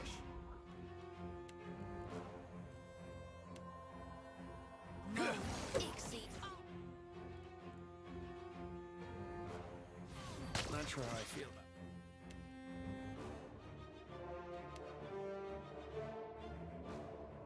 Oh, come on.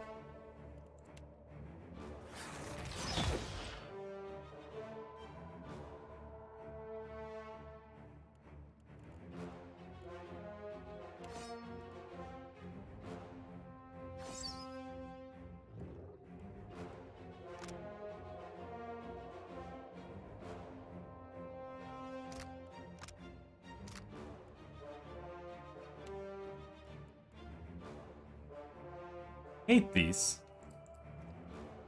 Withering tentacles, they're super duper annoying.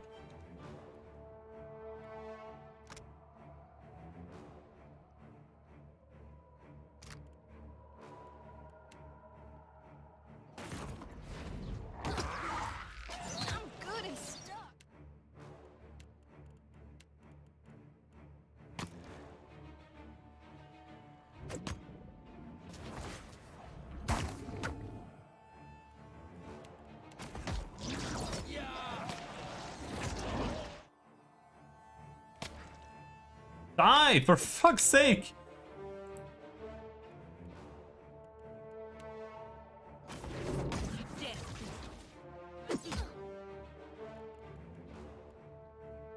I need to try something else.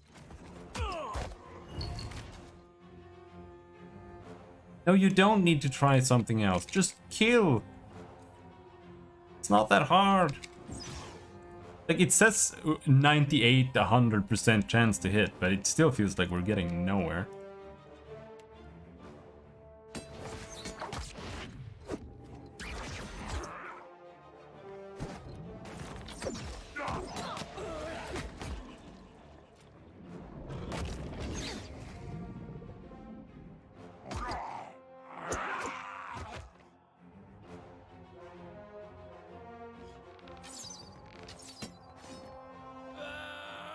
I think that's beyond me.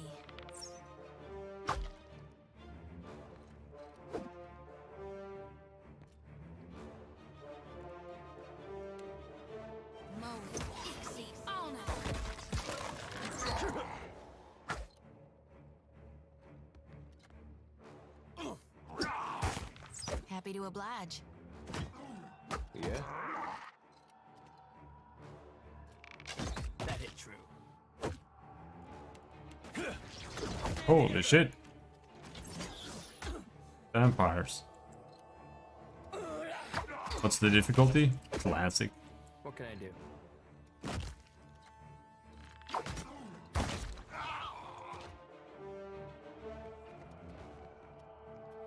Classic.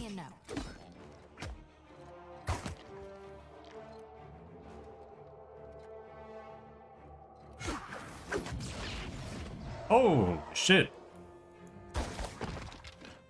Those guys were rough. What can I do?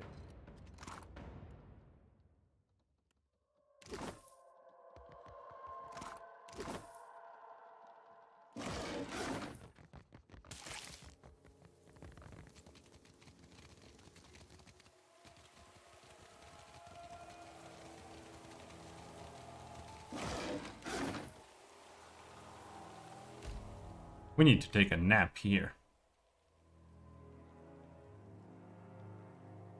I don't know. Why is he?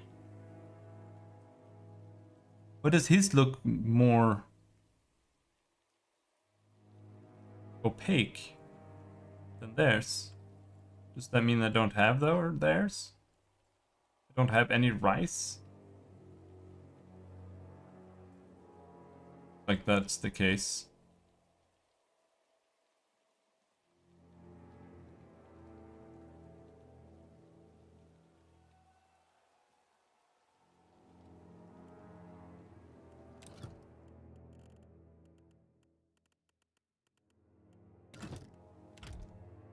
All right.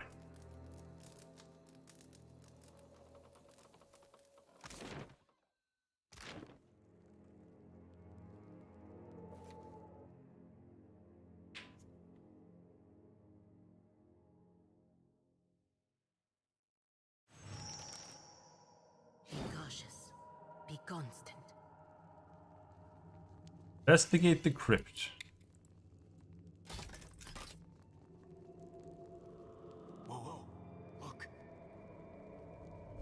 The ogre man? That's it. That in one turn. Being big isn't a good thing. Something I can do? Of course.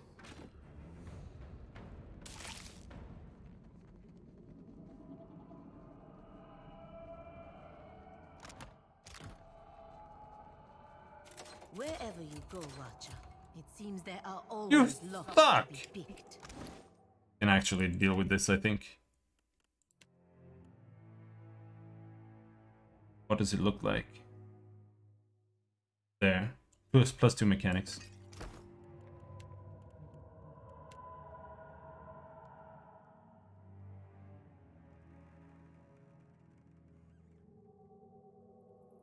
Oh. It said that I had 17 with assist. Wherever you go, Watcher, it seems there are always locks. Good. Kill.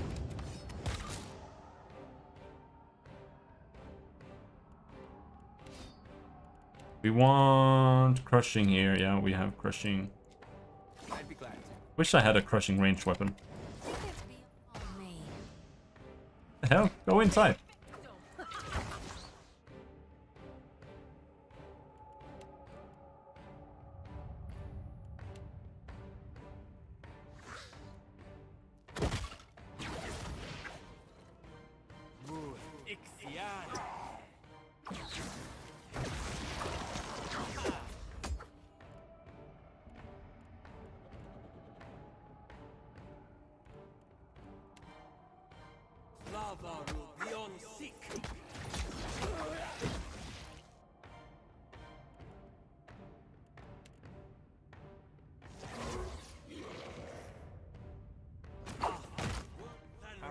I suppose it can't be helped. It was very hard to go inside here for some reason. But we have devotions, but we don't have dire blessing.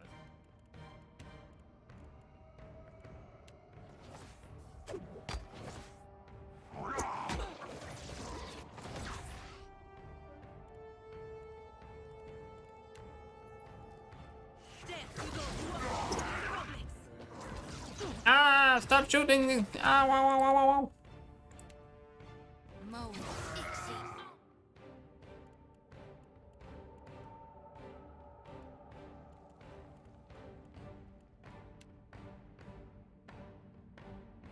Wait, what the fuck? This is a red? Oh, I didn't realize that. I thought this was a yellow. Still.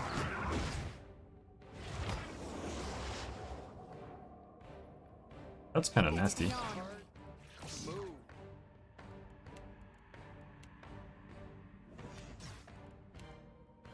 Oh, come on.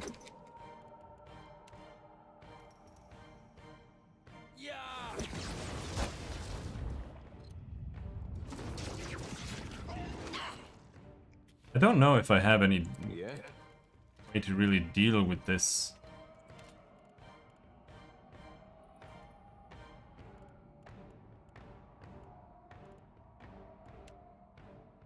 Oh, whatever. Just shoot him. Just shoot him.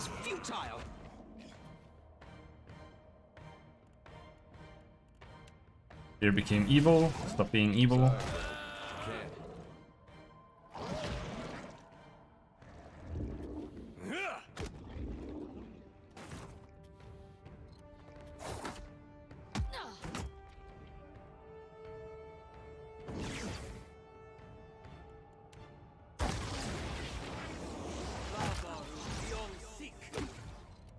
Oh.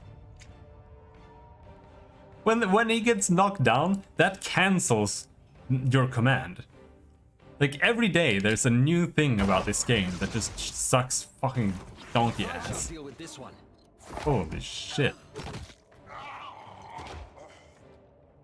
It cancels spell targeting because knocking down deletes them as a target temporarily for 1 second while the animation plays. Oh, retarded.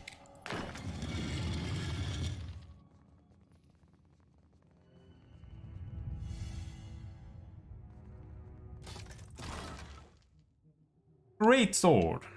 Superb great sword. Cast necrotic glands target on scoring crit. -3 corrode armor rating. 10% damage as corrode. Wielder takes 10% damage dealt as raw damage to self. Ouch.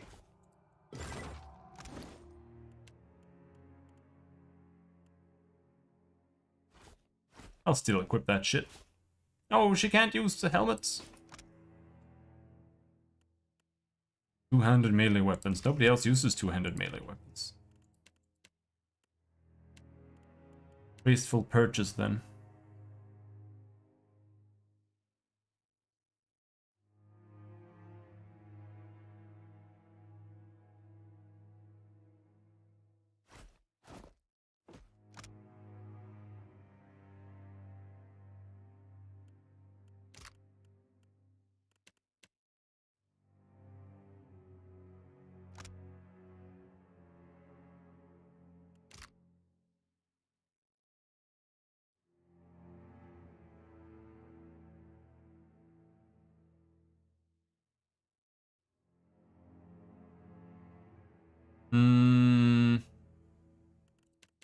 Nothing there.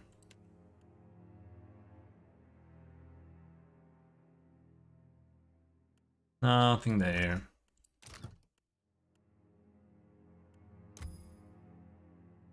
What does this do then? Necrotic Heart.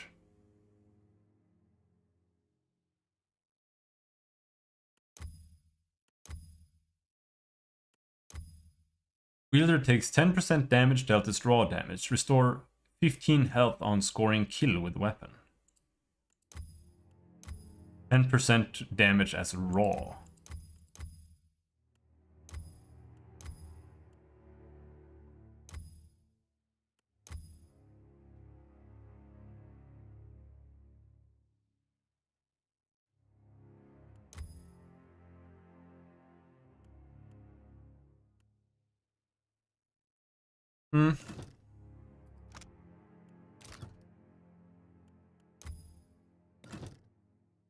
It said that it cost 40,000 and I don't have that much money, almost.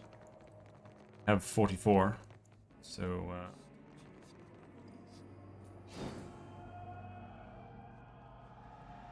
Oh, but just a little bite. What? I see everything that you...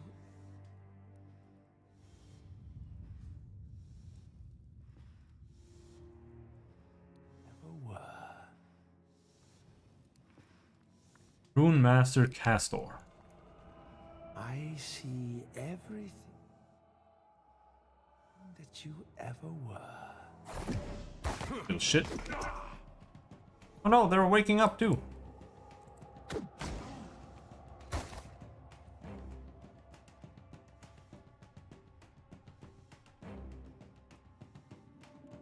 We all have fear or something? No. I shall.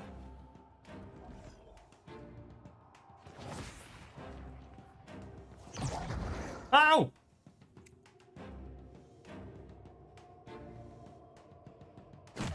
Yeah.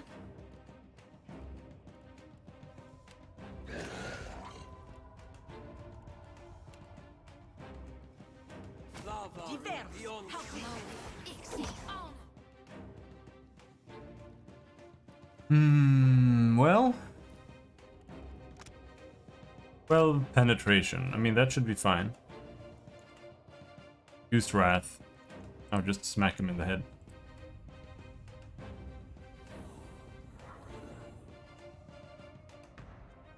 I shall.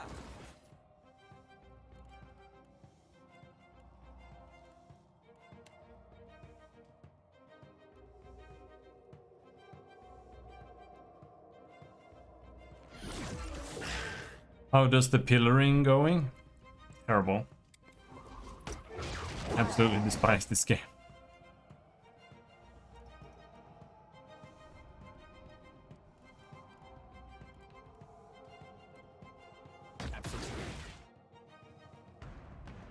Master Castor. Like super weak. The only problem is that it's hard to hit.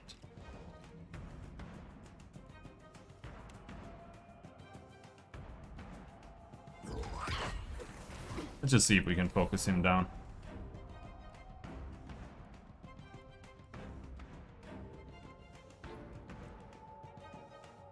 That, and then you have to Q that. Right? Or did you use it? Yeah, enduring dance.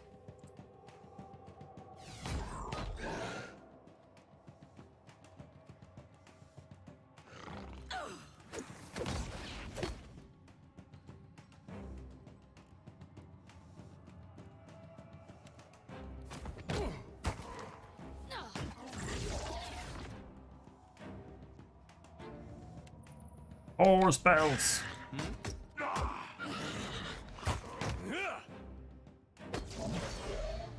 Almost dead. More spells.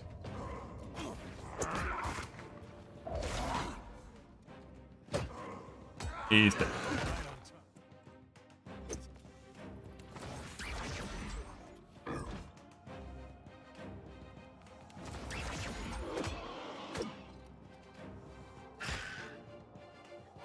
Oh. That was about as useful as a bump on a pickle. Hear that? It was almost as useful as a bump on a pickle.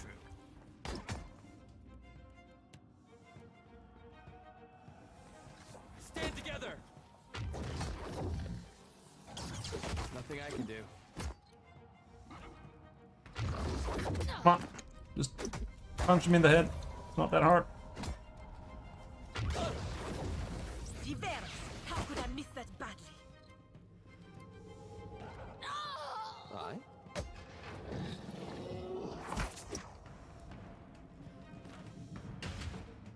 Yes?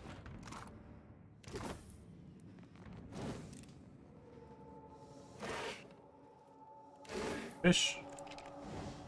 Didn't drop anything, or there wasn't anything here. He was just chilling. Oh.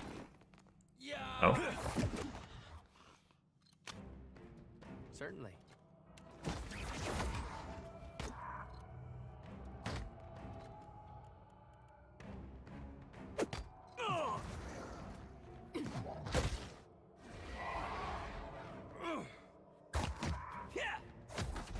That must have hurt. Cancelled her attack. Holy shit. Oh my god, this game is so awful.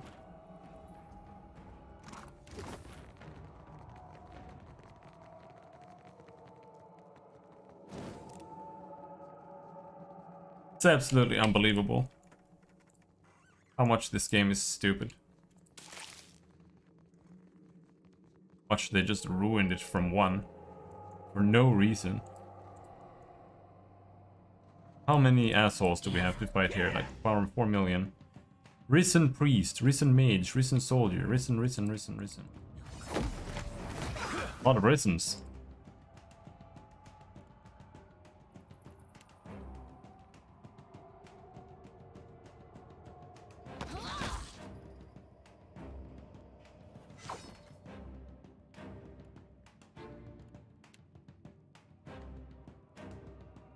So it what was I trying to use then? Like now it counts as safe, but last time I tried using it, it didn't count as safe? Man, I don't know.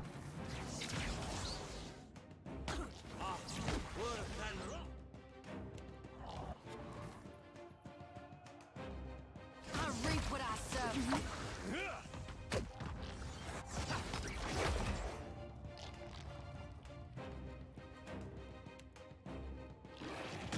Yes? Stand together. Ow! Shit! Hit myself with the lightning.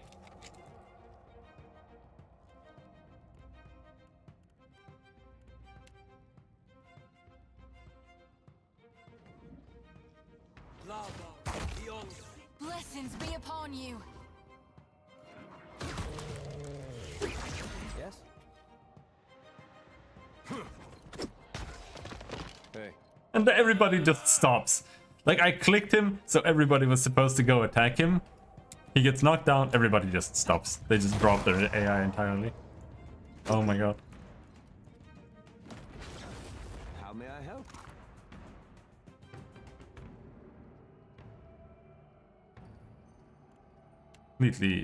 completely.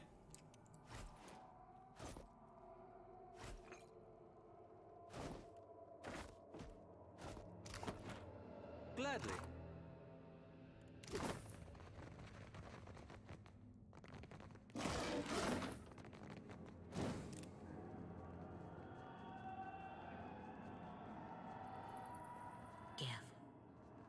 Look.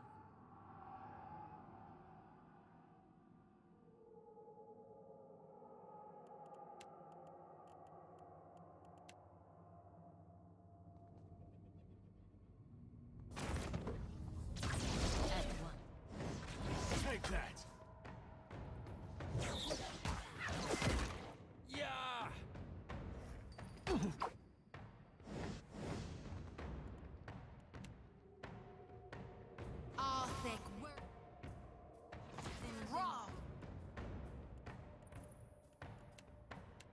Delayed fireball.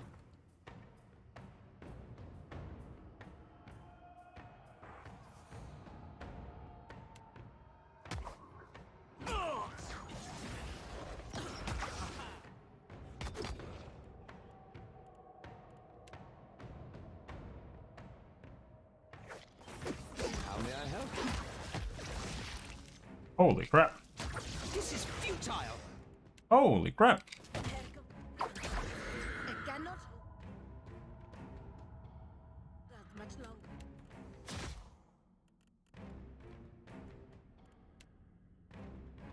Lava beyond seek.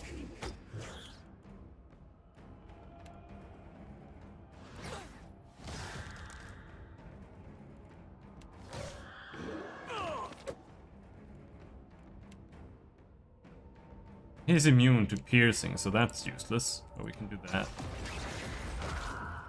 Death to those who oppose the Republic! Meri publices, per Milan!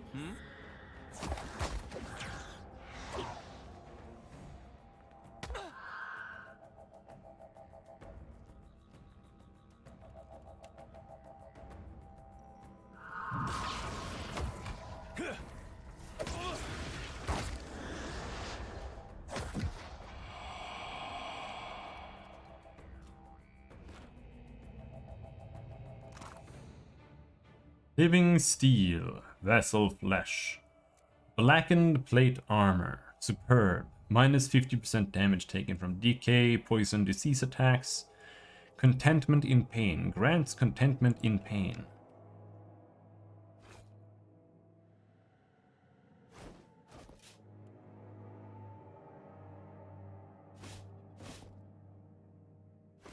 Herb saber. Vial of vampire blood.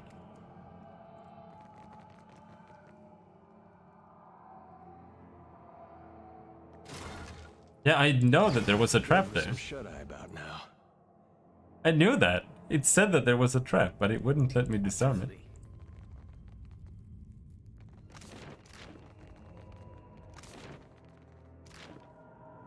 Okie dokie. Over here.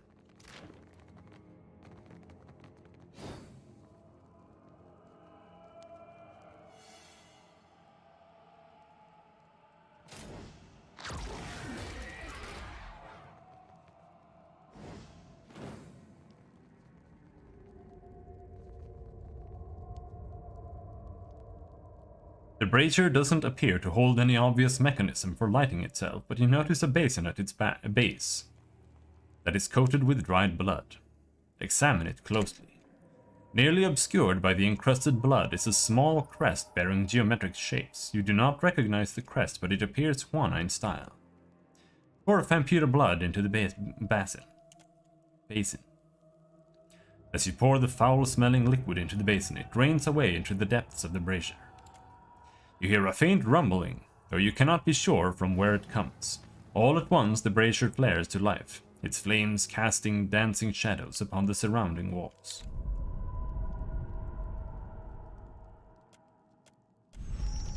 Yes? Glowing outcrop.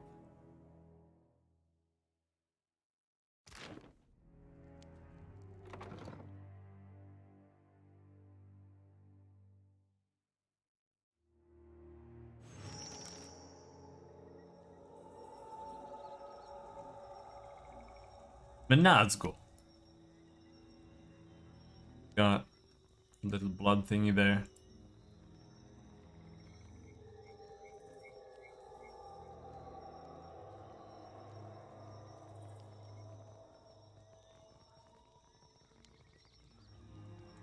There's one guy we have to deal with.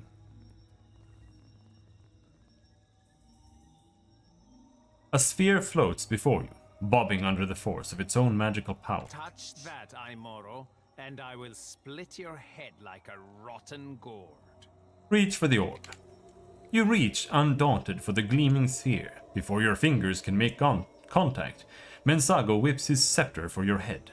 You were fairly warned, and now you will have no reward but the sights of hell. Corres, you gourdhead. Give my regards to the gods. I wanted to keep touching it. Huh? In contrast to the numerous vessels you have seen within the crypt, the robed man who sits upon the nearby throne boasts every semblance of life. Only the pallor of his skin and the cloying odor of decay suggests anything to the contrary. His fingers drum a steady tattoo against the thick weathered grimoire he carries. When my hunters informed me that there was a disturbance in the crypt, I looked out over the water, and there it was, a sail, a ship. For that instant, it was as if my heart skipped a beat. You can appreciate the irony there, perhaps.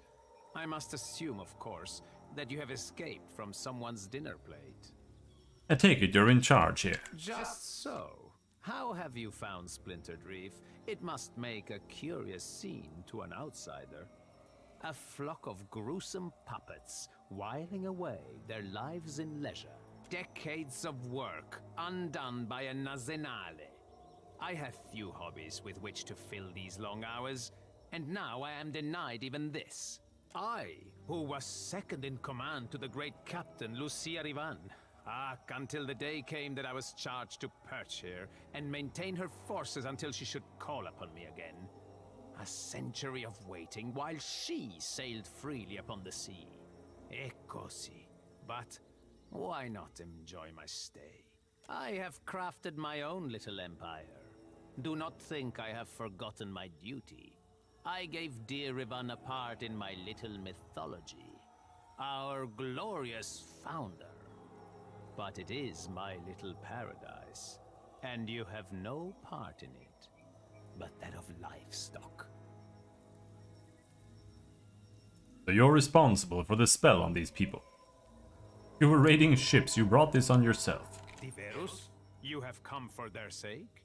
It is true, my hunters comb the waters for those fools who wander too far from settled lands. There are always a few. It took some time to perfect the illusion that holds Splintered Reef together. A spell of enormous power, requiring a focus. The sphere, just there. Indicates with a lazy wave of the hand the sphere of energy at the base of the steps. You may have cost me valuable allies, but we have, all of us, been here a long time. I have others at my command. I need only summon them.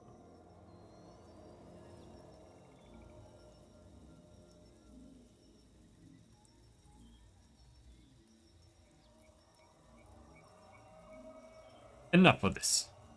Menzago makes the smallest motion. A slight wave of the hand and the orb within the nearby platform sizzles and hisses, as if it had been plunged into embers. A chorus of anguished howls rises along the southern face of the cliff. What do you mean, southern face of the cliff? I've killed everybody here.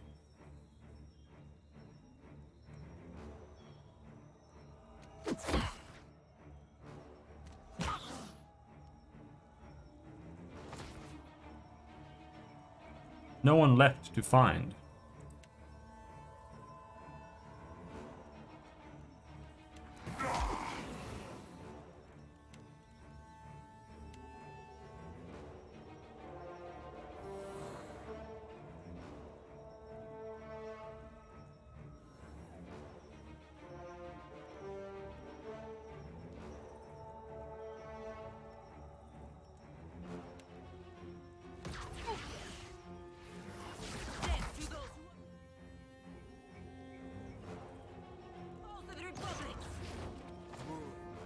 Here comes the all ghouls.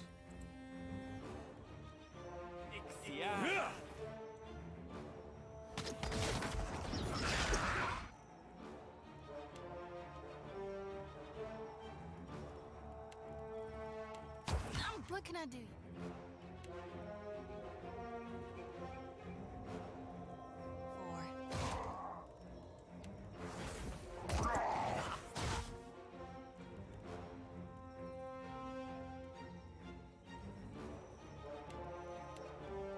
How long are you paralyzed? Not long.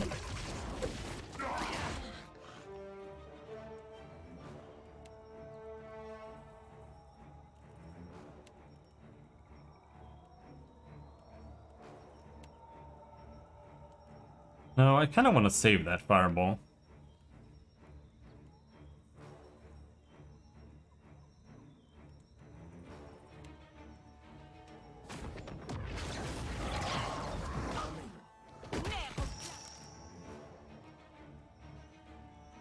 Oh, we killed the boss somehow? Okay. Why not?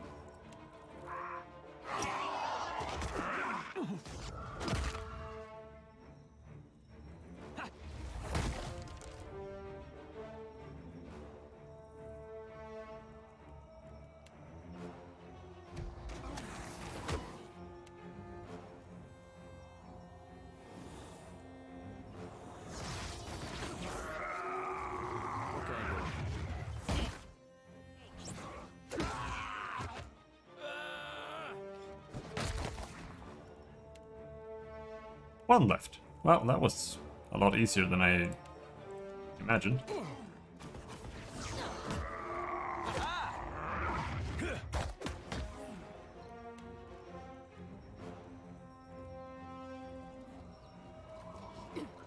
Oh no, tentacles! I hate the tentacles. But they matter right now.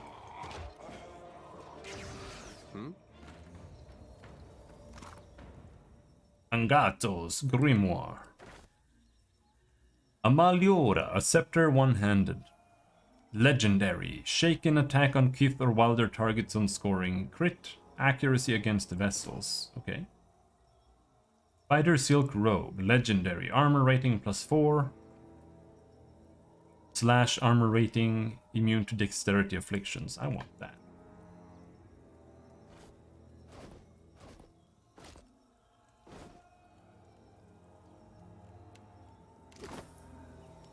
Of course.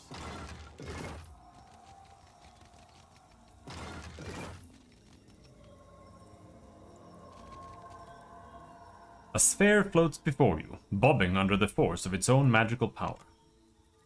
Its ruby surface is as sleek and smooth as glass, lit from within with a powerful arcane aura. You can feel that energy press against its confines, shattering the orb would free it, though what effect that might have you are not certain. Destroy the orb. You strike the glass. Cracks appear in the surface, spreading with a discordant crackle. All at once, the orb shatters, and the energy it held bursts outward in a radiant flare of light. It's going to be like waking, but the nightmare goes on.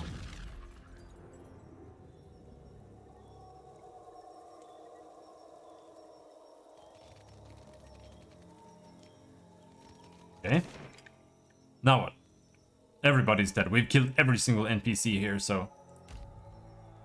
I don't even understand. Like, the boathouse, is that where he's supposed to live? The little guy?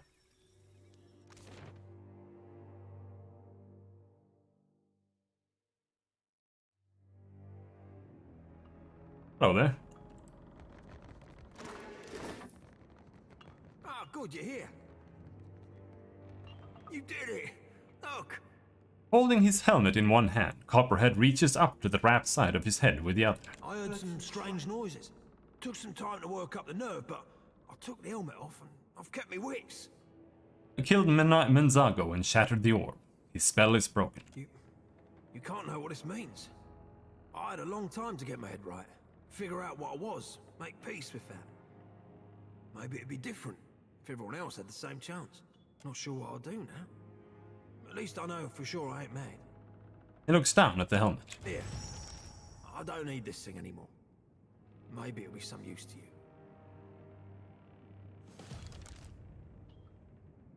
Thanks. You're the one who fix things. Seeing as I'm sticking around, I owe you one. I figure Splintered Reef's where I belong. Another shipwreck of a kind. With Benzago and the others gone, there won't be cause to bring more kith out this way. Decent note to end on.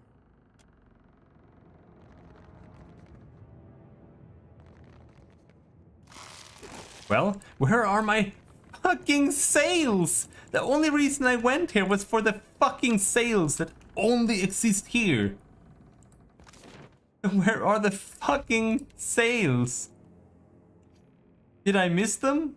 Can I supply here?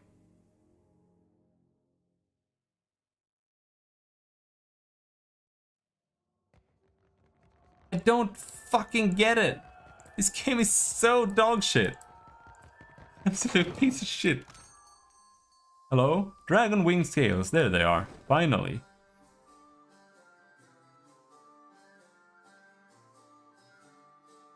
That have to be so hard? Holy fuck. So how do we craft the hull? Blackwood hull. Crafted using 5 blackwood logs. And the purchase price. Oh my god. Oh, what are you talking?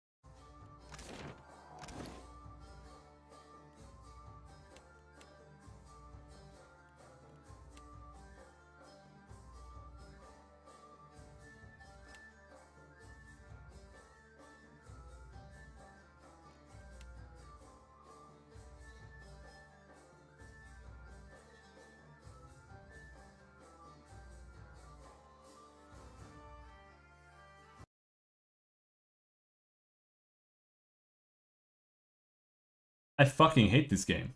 It is so bad. Like, apparently prior to 5.0, you could buy all of these things in Neketaka, but now they've spread them across the entire game, and we have to go and find all of this fucking dog shit bullshit. Fort Deadlight, Drowned Barrows, Splintered Reef, Flooded Cave.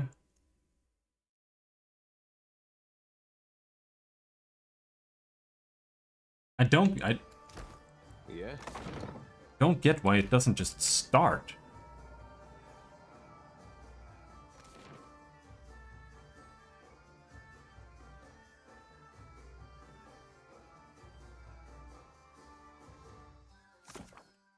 What do you need to do?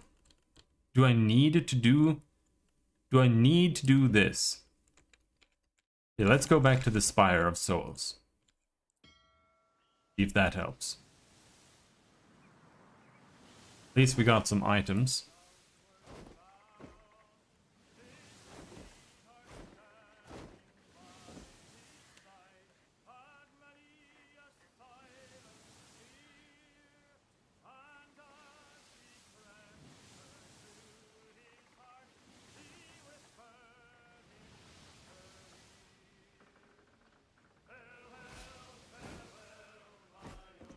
This was Adir's new look.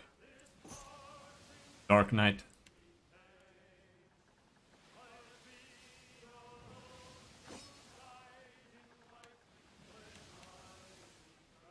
We got a legendary grimoire here. That doesn't really do anything interesting, I think. Death Ring. Tilting Wind. Cloak of Death.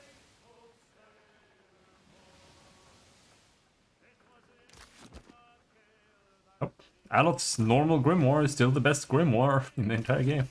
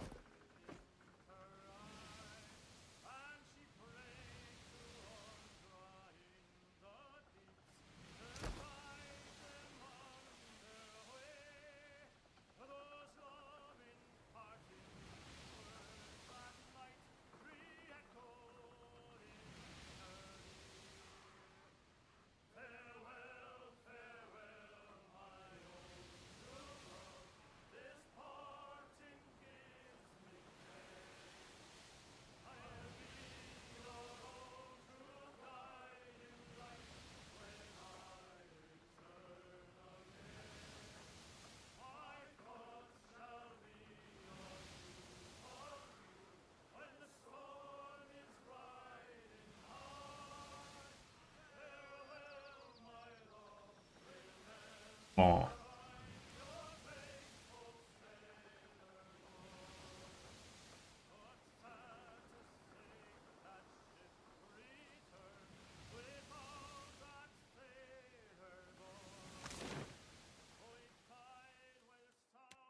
Alright. Spire of Souls.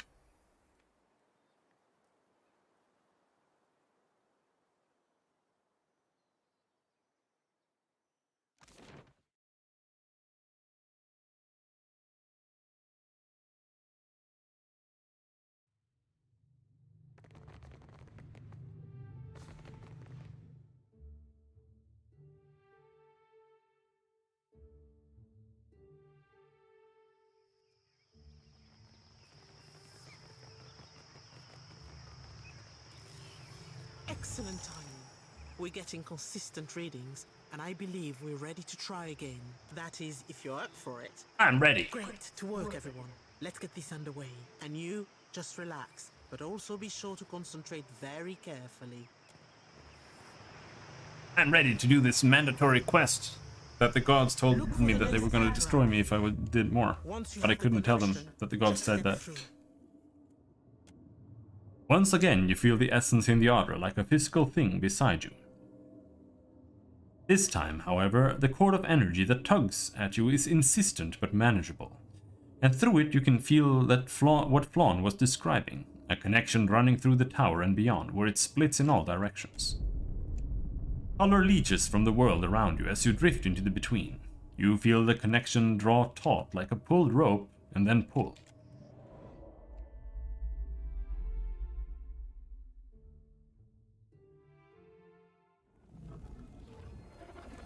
Seems awful underground for a tower. Gnawed and cracked bones litter the floor. There is an empty socket in this panel, as if something were removed.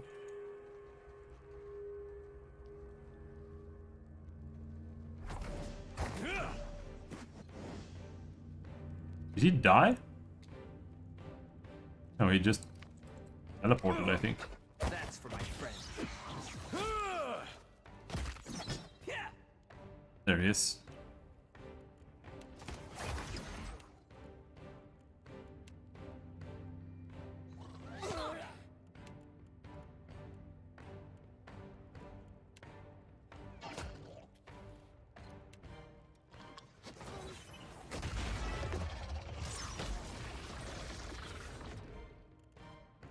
Random Zarips are worse than the vampire boss.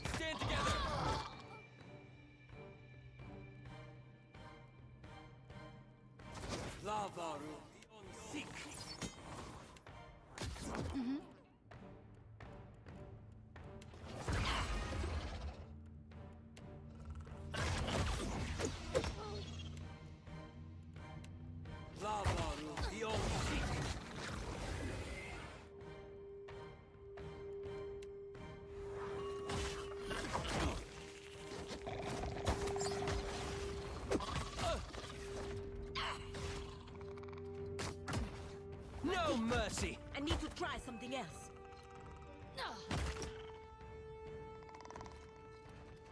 That's it!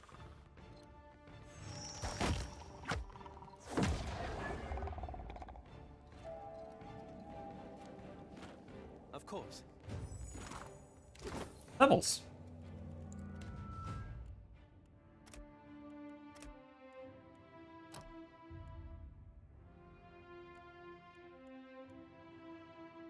Even more focus.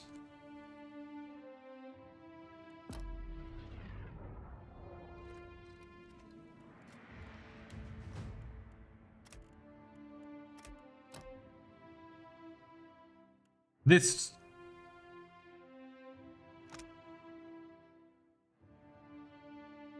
25% of damage taken converted into healing. This one was like, he was super duper tanky because of it. But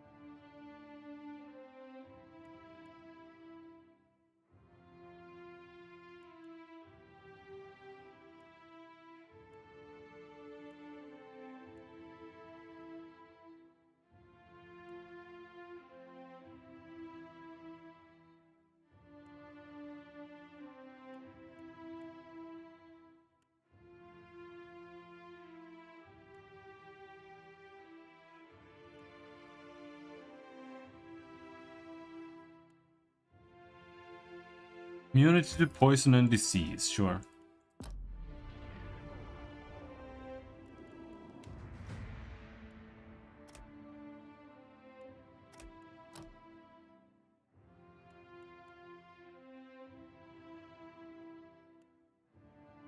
Health.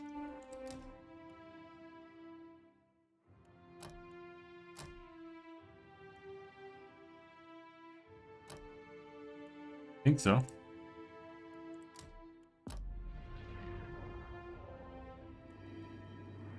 Oh yeah, it gave me like 50 health.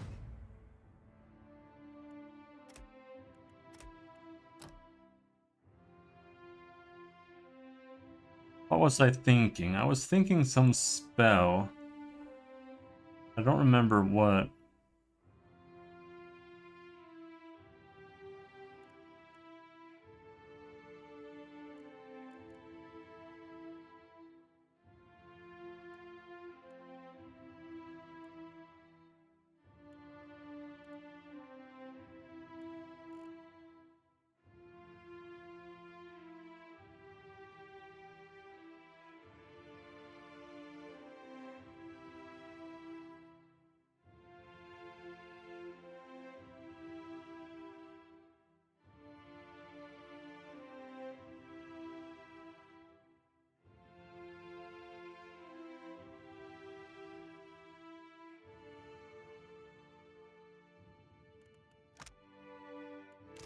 No, I don't remember.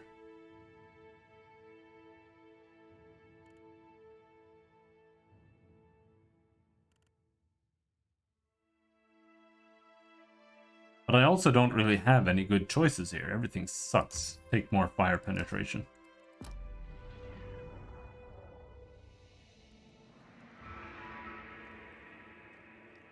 No trouble at all.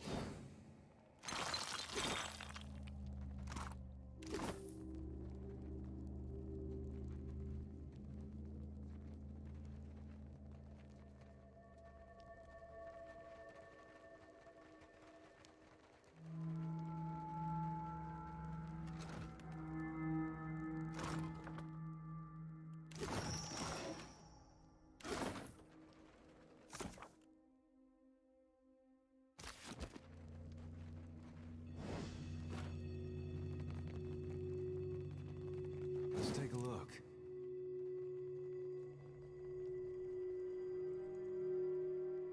Well-built drainage canal. And I can't read it because the UI is in the way. Got in here. Pretty spooky. Bone Setter's Torque. Ah.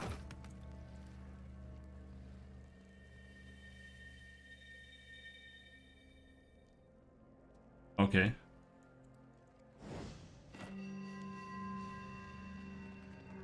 I'll see what I can find.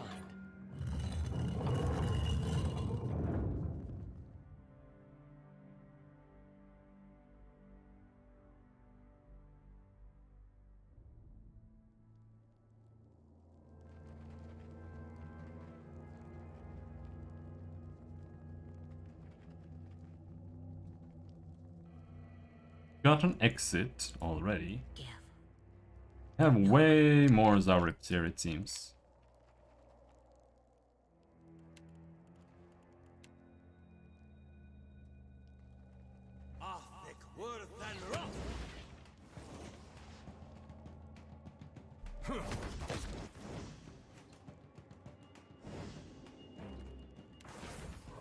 I don't really understand what's going on here. Like they just become invisible. There they are.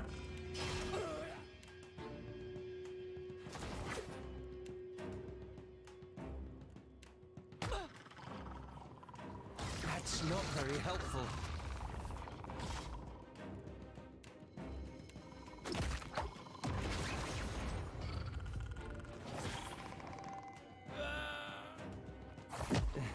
Not exactly my area of expertise.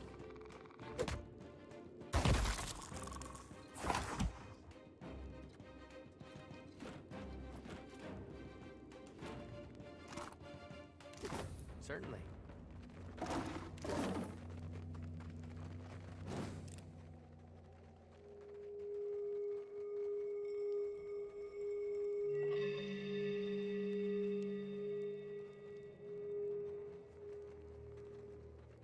Wait. Look there. Yeah.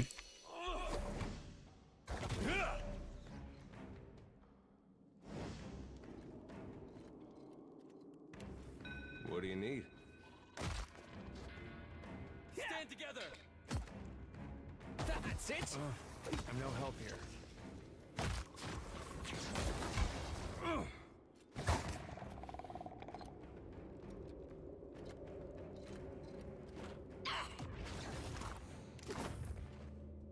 I'll see what I can find.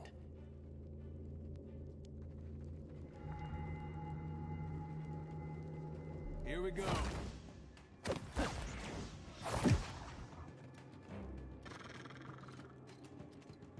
Very annoying ability. I just want to hit you.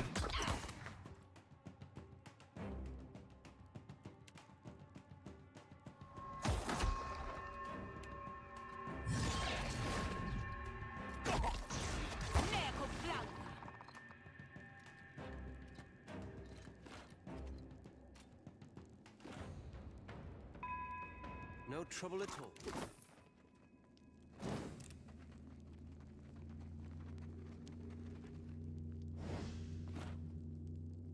Standing within the cage is a Juana woman, clad in bedraggled clothing and covered in numerous scrapes and scratches. She clutches at the bars as you approach. You, quickly, you must help us, though things have already come to take away my companions. Who are you? I am Badima. We have a supply wagon. We are traders, the three of us. Please, there is no time. How did you get here? We were traveling with other merchants when the Zaurips attacked. They cut us off from the others, dragged us here, wagon, everything. The beasts have already taken my friends from the cage. I cannot imagine what they will do. Do you know anything about this place? I know only that the Zaurips are led by something else. It speaks as we do, and by the sound it makes, I think it must be very large, but I have not seen it. Let me get you out of here. Or let me get you out of there. Akira, not without the key, I think. Nor will I leave without the others. I cannot leave them to die. Okay, let's go find the dragon. Because Zaurips are just Comes to muddy the light. not kobolds. Well, blow these guys up. Oh, aren't they strong to fireballs and stuff?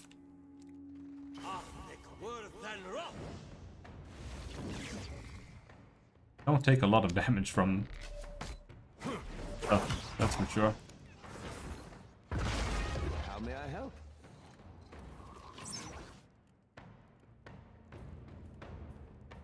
No trouble at all.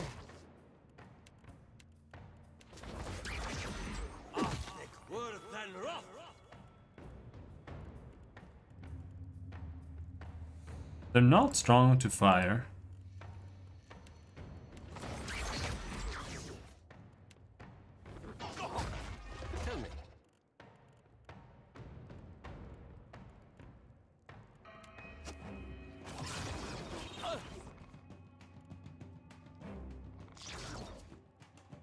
Oh, did you not finish casting the thing? Please. I should rest. Tend to my Alright, don't cast it then. Like I want you to cast things. Stand together!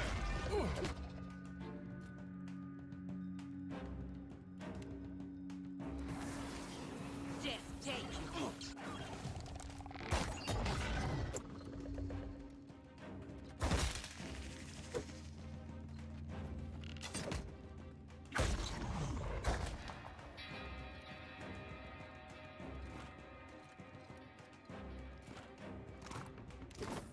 Don't see why not. Smashed crates, broken chests, and various other discarded items are piled high against the wall.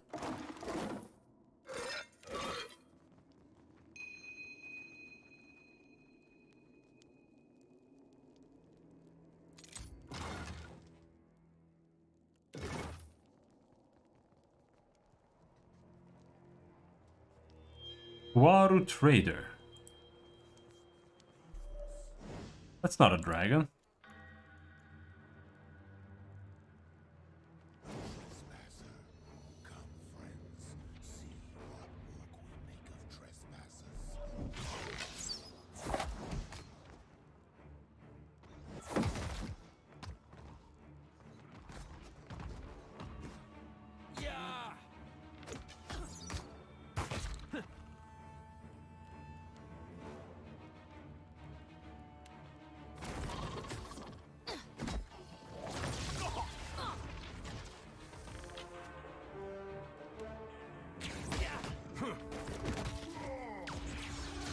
Ouch! Holy fuck. Don't hurt me.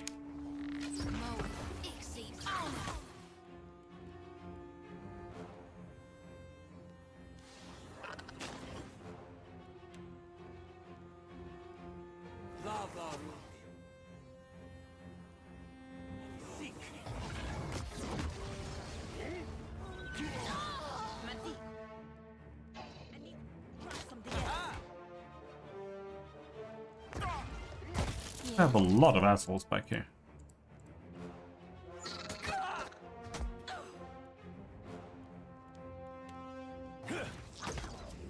Adolf gels like a woman when he gets attacked.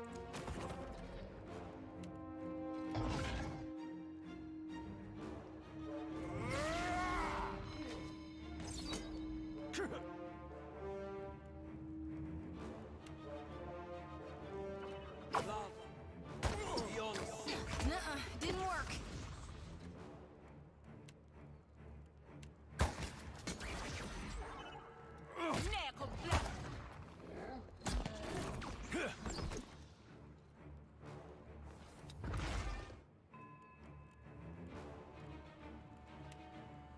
I wish I could.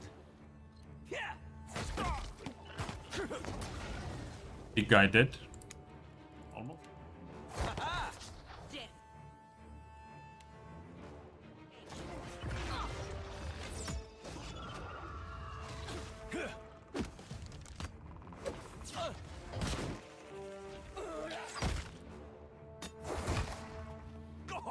The bigger they are in this game, the less threatening they are, for the most part.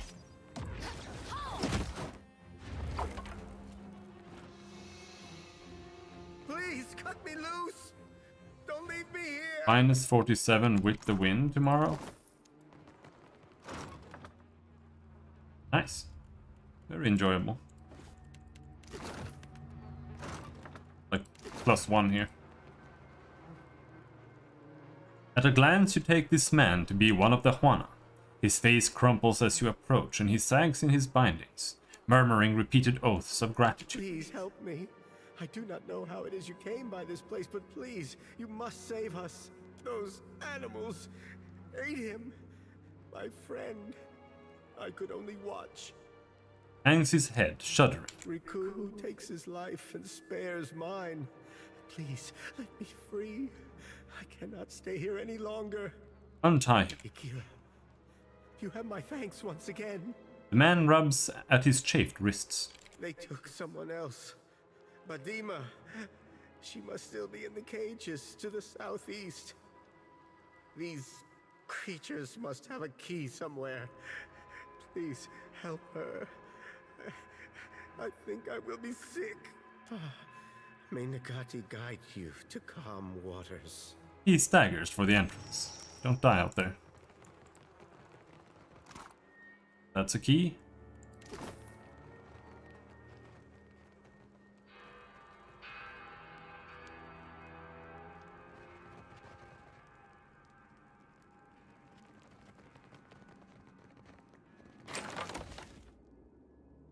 I heard fighting. Are you hurt? And what of the others? One of them made it. He's waiting for you outside.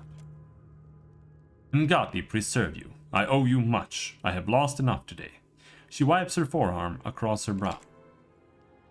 I have no goods to give you in thanks, for they were stolen from us.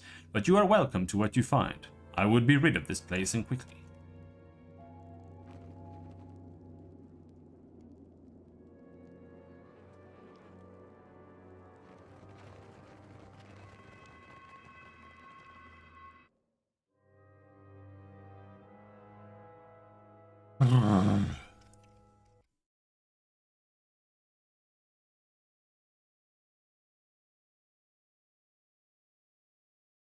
Where the fuck are we?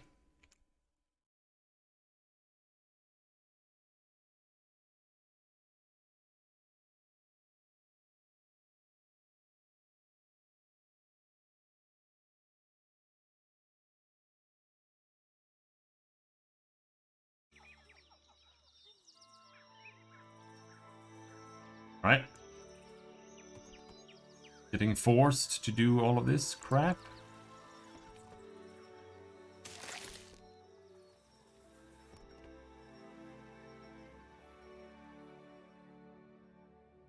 To the west of Nekitaka, rolling verdant plains stretch toward the mountains.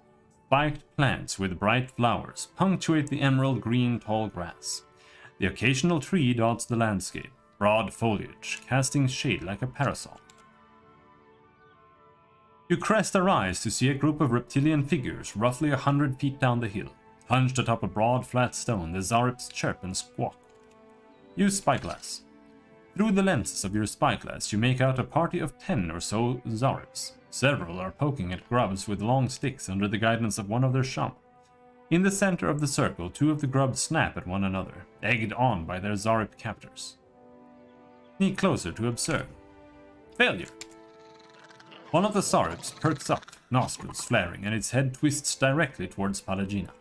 It barks and chirps, pointing a claw towards your companion. The small creatures produce bows and spears, which they brandish threateningly at you. They make no move to attack, however. Easy there, we mean you no harm. Why is this a watcher only check? Press with sleight of hand? Why can... Why am I the only one who can do diplomacy with them? Diplomacy? Well, someone else can do sleight of hand. Fuck this game in the ass! Go to hell, you piece of shit.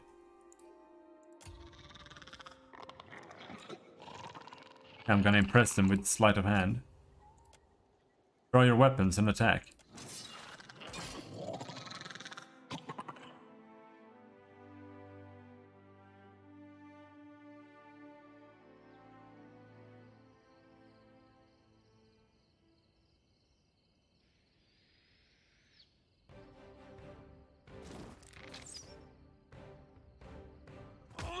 All right.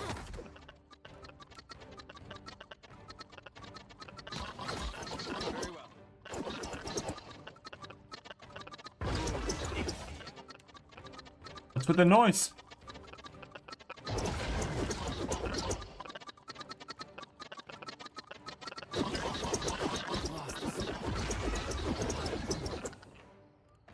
You lose the spell? What the fuck? Even attacking it.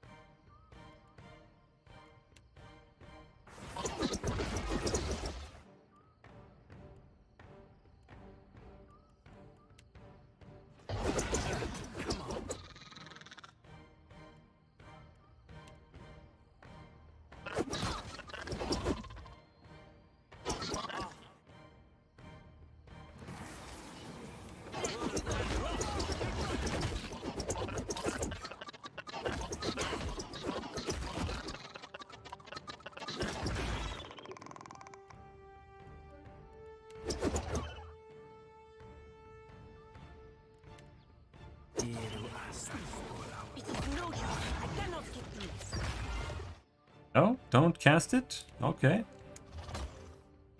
Oh, never mind, I did cast it. He was just super fast.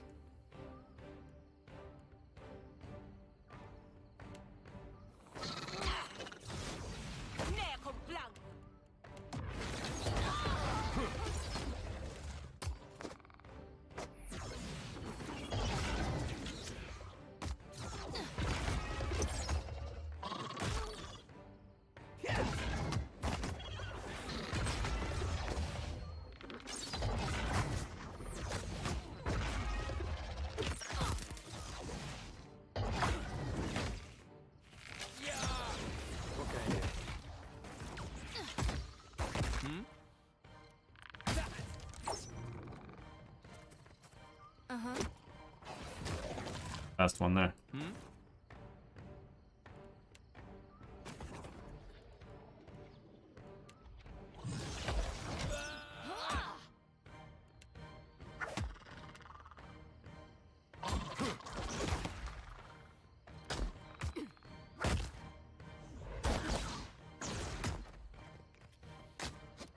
That was about as useful as a bump on a pickle. Did not. Yes.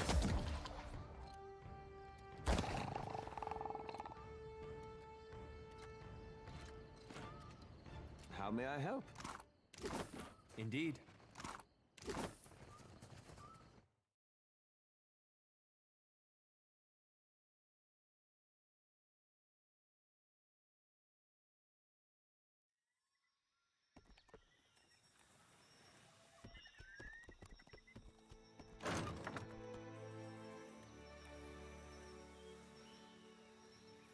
Good, we don't need to fight anything else.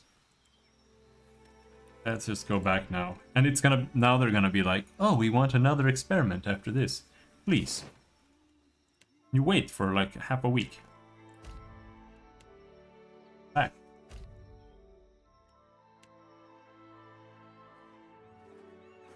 The narrow streets in this neighborhood are largely deserted at night, and the echoes of heavily armored footfalls carry down the cobbled lanes. A glance around the corner reveals an aging meadowfolk man, garishly dressed in the style of a Deerwarden noble. Lamplight glints from the rings on his fingers and chains around his thin neck. Damnation! I told you, incompetents, that this was not the right street. The words are slurred, as if the man's tongue is too heavy for his mouth. Several men and women, all too heavily armored for the climate, accompany the man. Apologies, master, if we... Shut up, fool! By Magran's flame, is it always this hot? I'd pay 1,000 dukes for another drink. Spunk server is unbelievable. Hide from the noble and guards. Why is it her that end up rolling for success? Why does it always show her? Why does it show her? Like, is it the worst one that has to roll for stealth? I guess so. I mean, it makes some sense. You crouch in a shadowed corner, and the noble and his guards pass you by. Although the sound is faint, you can hear the gentle rattling of a full coin purse as they pass. Do nothing. I don't give a shit. Just leave me alone. Please. Spire of Souls Ears.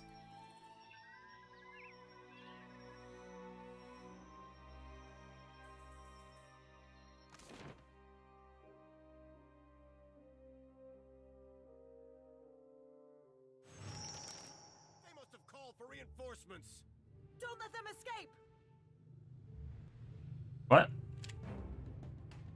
Mercenaries?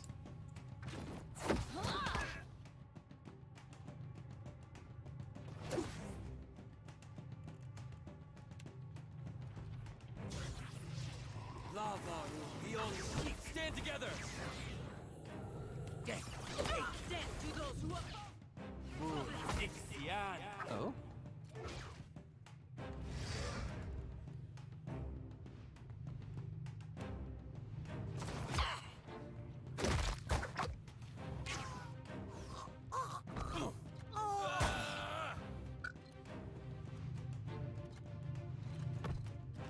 Well, I don't know what kind of person would name server Spunk. Who would do that kind of thing?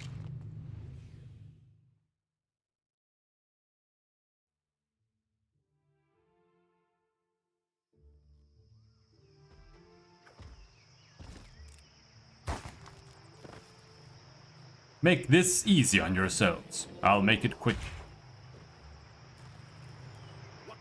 Shit! Behind us! Look sharp!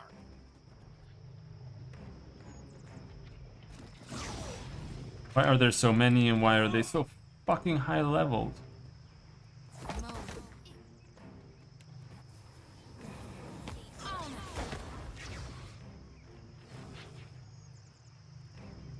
Hey, screw you.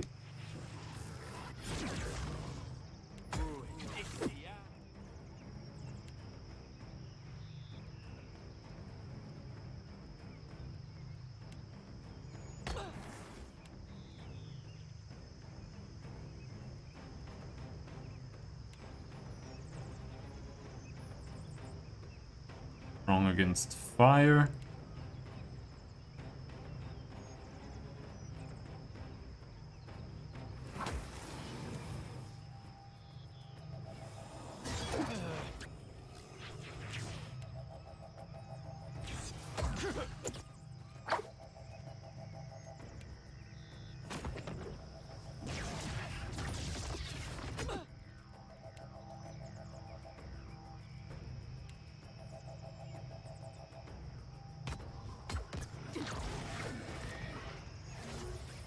This is futile! That was horrible. Not like I want to see anything anyway. Summon weapon rot scum.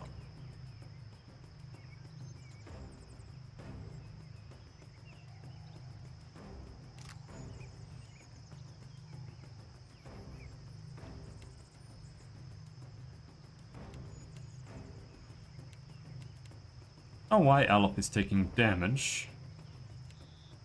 Dealing with that.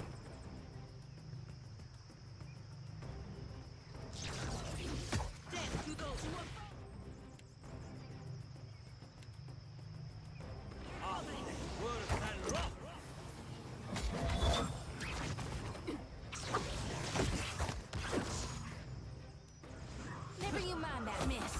I'll land the next one.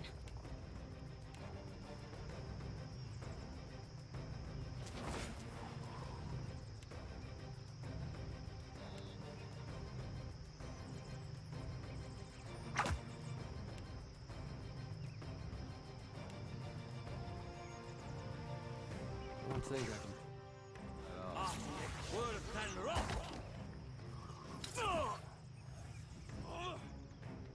Somehow you managed to push your way all the way through.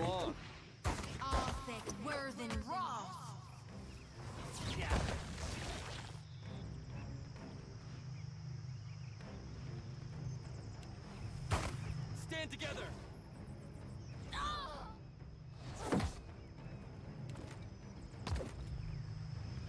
I'm here. As you wish.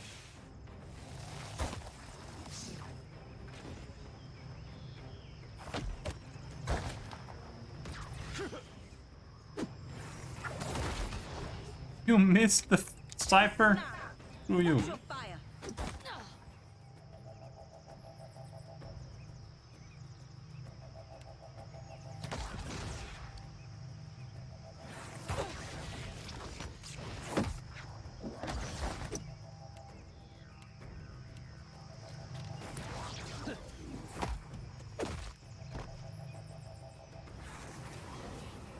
I'd be glad to.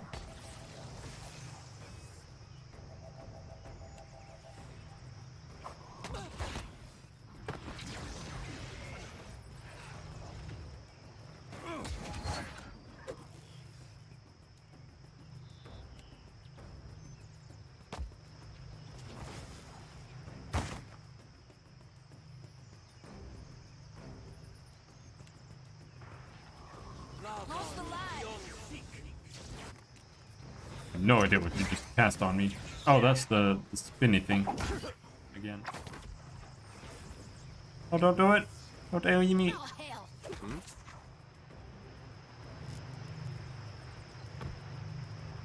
We'll take you, Watcher. Who sent you? The man is too far gone to react. If he even has heard you, he slips free of his life with little fanfare. A muffled clatter draws your attention to the nearby chest.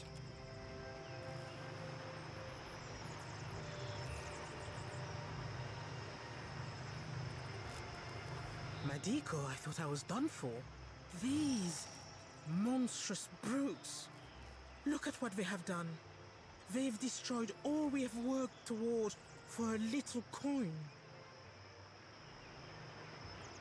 You think they're mercenaries? Without a doubt.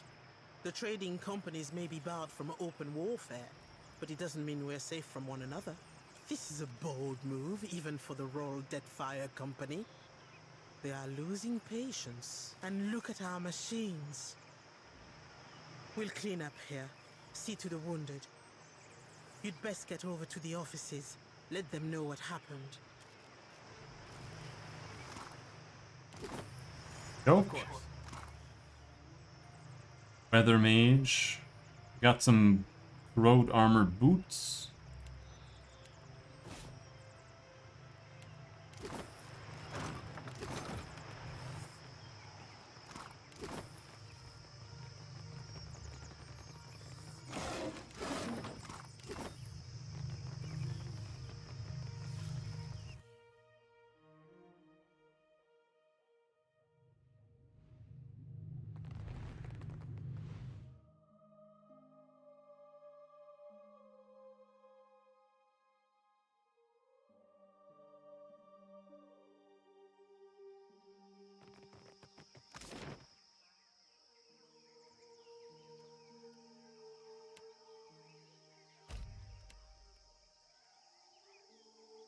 No encounter, no encounter, no encounter. It's quite stunning how many good ideas they have managed to turn into torture in this game. Now, what can I do for you? You see anything you like? Because the game has a lot of good ideas and mechanics, but almost exclusively all of them are just ruined.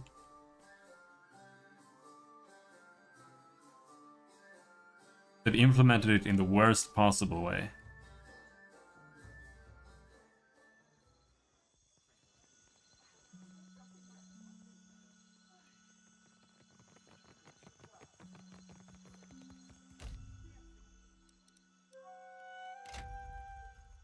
Like this, day and night cycle.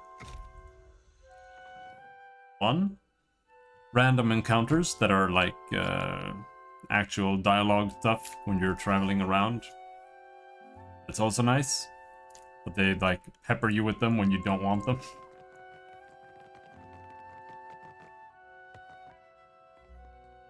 The sailing could have been cool, but it just sucks. This is absurd. Our animances are openly attacked and it falls to you to save their skins. Director... Yeah.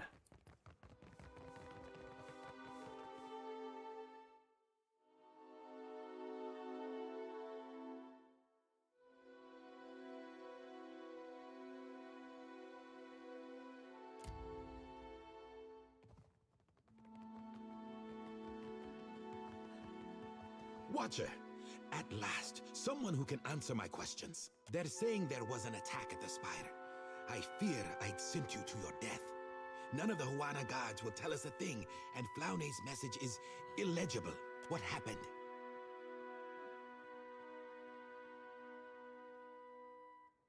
All of these choices are shit. Mercenaries from the Royal Deadfire Company? We don't have any proof that it was the Royal Deadfire Company.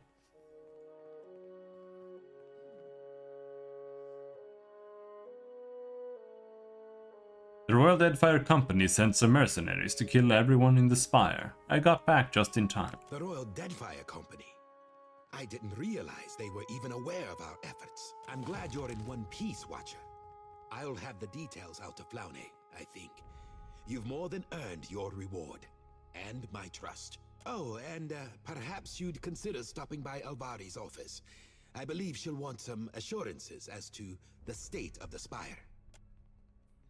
Okay.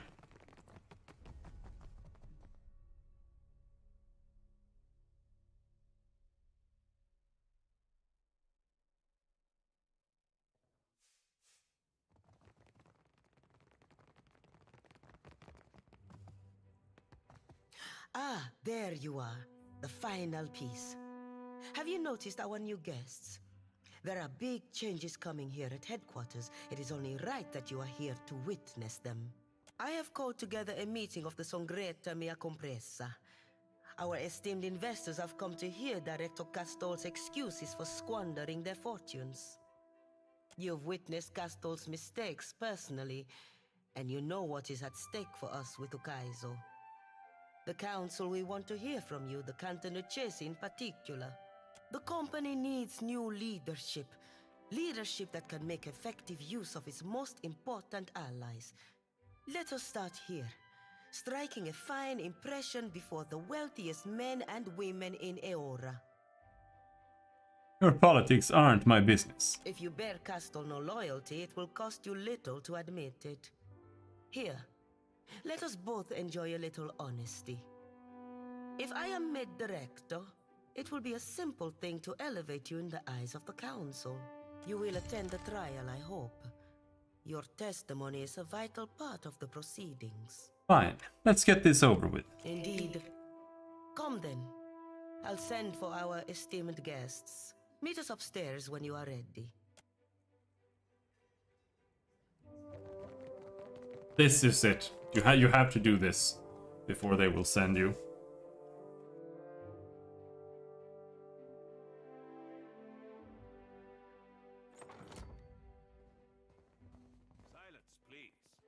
like to get us underway.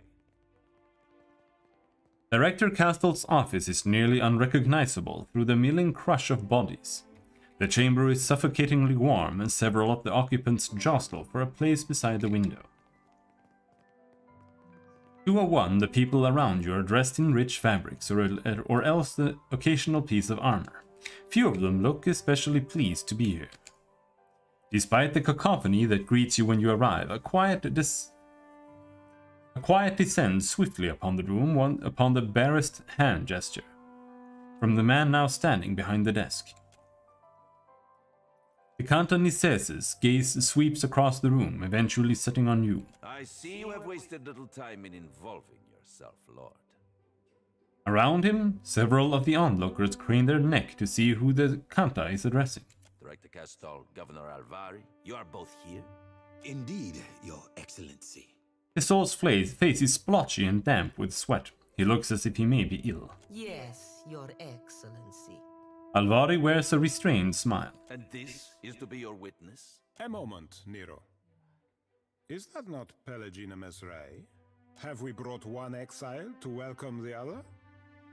The jeering question kicks off a smattering of light laughter around the room. Ducremasi, maestras and mestres. I am here to assist in these proceedings, nothing more. Most esteemed guests, this is the Watcher of Cad Nua. We were sorry to hear of Cad Nua's fall, Lord. How interesting to find you here. You have my sympathies. Thank you. Will this not distract from the matter at hand? Look at him. Let us begin. If the clerks will attend the roll.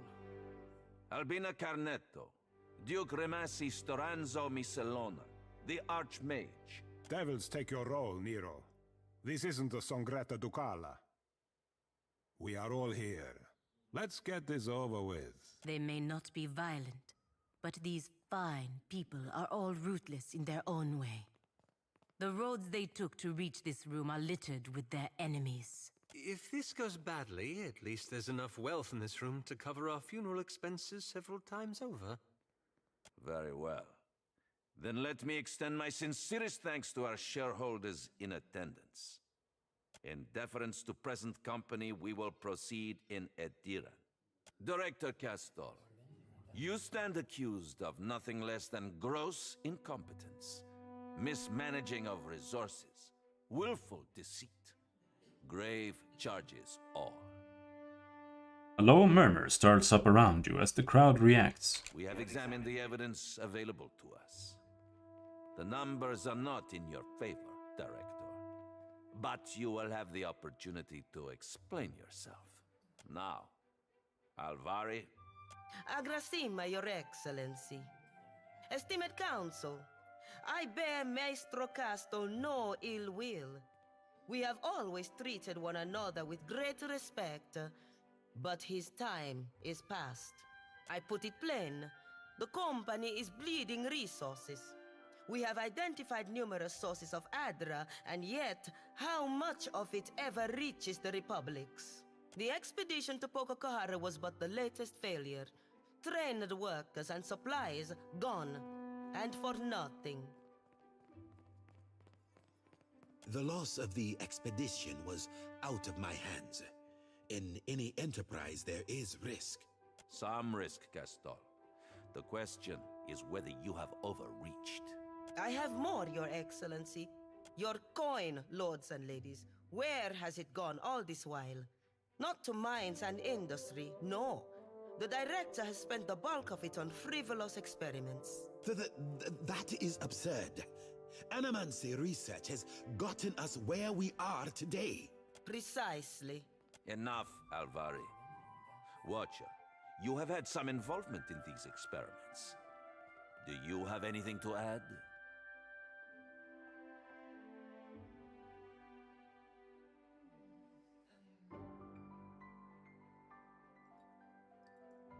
The experiment nearly killed me. Another risk, Castor? A watcher is a valuable resource. One better spent appraising Adra veins. He's not a scent hound, Ramasi. Still, it is a shame. Power like that. It would have been something to see. Director Castor, Your orders were plain: to secure every Adra vein in the region by any means necessary. Witness, do you feel these orders have been carried out?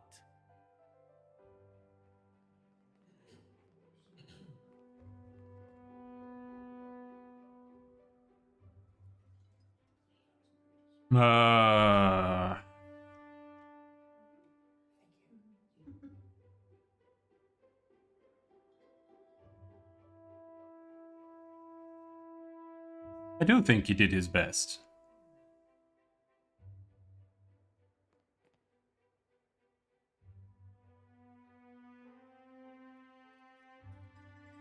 Yes. The response from the gathering is listless. You see several of the shareholders shake their heads. The ledgers speak for themselves. Castle has brought us to the brink of ruin. Alvari's voice cuts confidently through the muted din. We have heard much of Akaizo in recent days.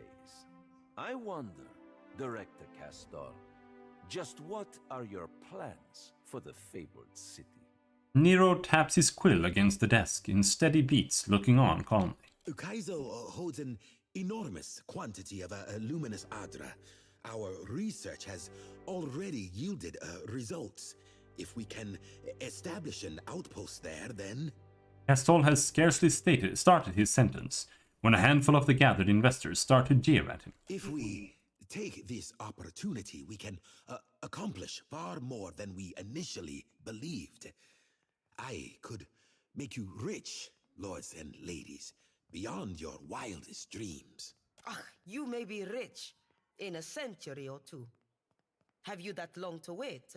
Some of you perhaps, but all? Dreams are all Castle has to offer. We have scores of Adra sites mapped to detail. Why not focus our efforts there? Castle risks your fortune on illusions. That is true. We have mapped these deposits for years. The closer we travel to Ondra's mortar, the denser the deposits. Even Alvari knows this.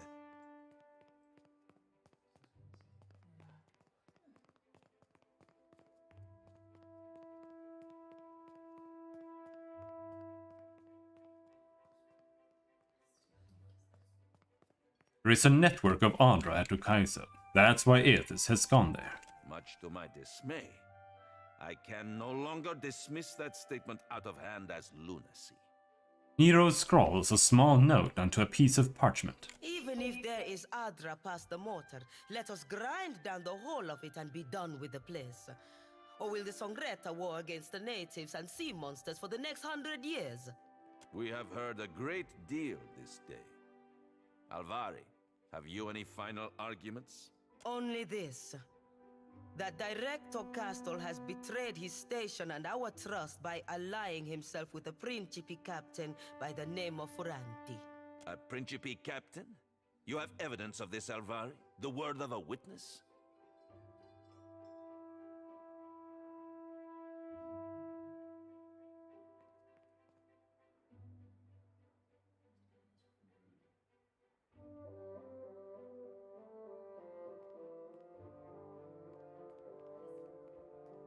What is this? 3. A slaver has no business in Neketaka. What does that mean? What am I saying? That's not a real sentence in this context. The word of a witness? A Principe captain? You have evidence of this, Alvari? The word of a witness? A slaver has no business in Neketaka. That's not anything to say. That's just like a random comment that's like barely related. Yeah, a slaver has no business. What does that mean? Like, fuck you.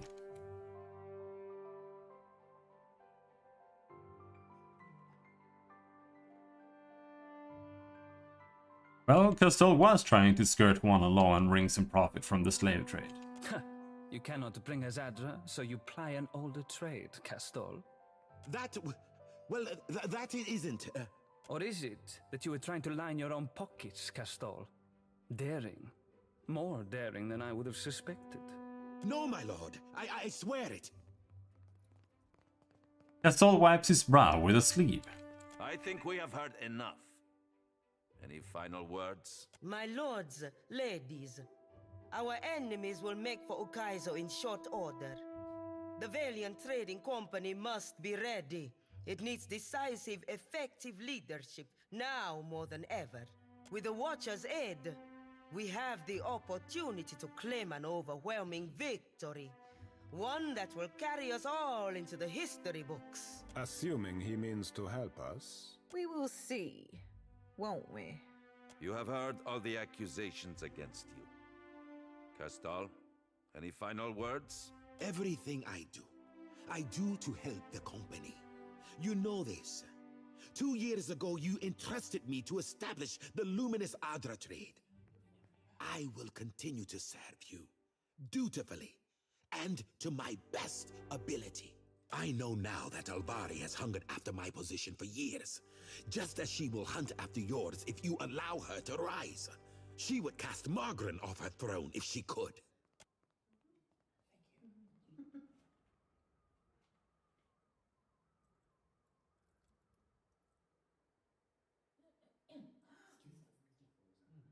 Palagina, this is Castor's last chance. Maestras and mestres, I cannot deny that Director Castor has jeopardized the company's interests in the Deadfire. But his ambitions align with those of the Republic's. Such ambitions carry risk, but they also bring the potential for your company, for our republics to become the uncontested leaders of the world to come. I am speaking of more than gold, more than prestige. Success will bring the power to shape the future as you imagine it could be. No, as the people in this room cannot yet imagine it could be. Hunter raises his brows and tips his head slightly in mute approval. Around the room you spot several of the investors nodding as well. You inspire much loyalty, Castor. If only it were so amongst your own peers. It is time. Let us put the matter of Castor's dismissal to a vote. All in favor?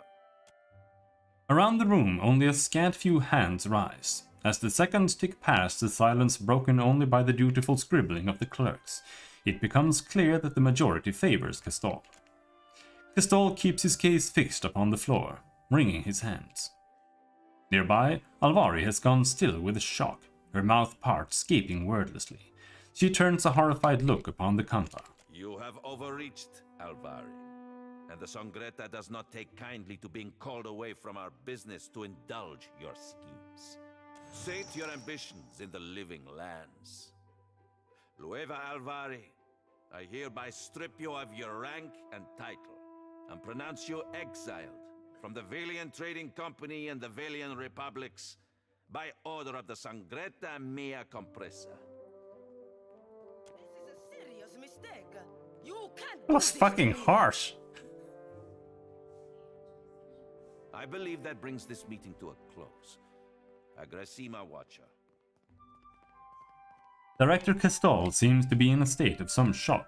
He is still staring at the doors. He turns to you with a startled jerk when you approach. I must see the shareholders out, but please, let us speak afterwards.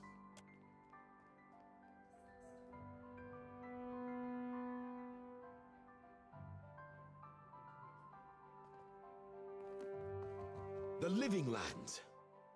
Poor Alvari. I cannot stop thinking on it. How easily it might have been my fate.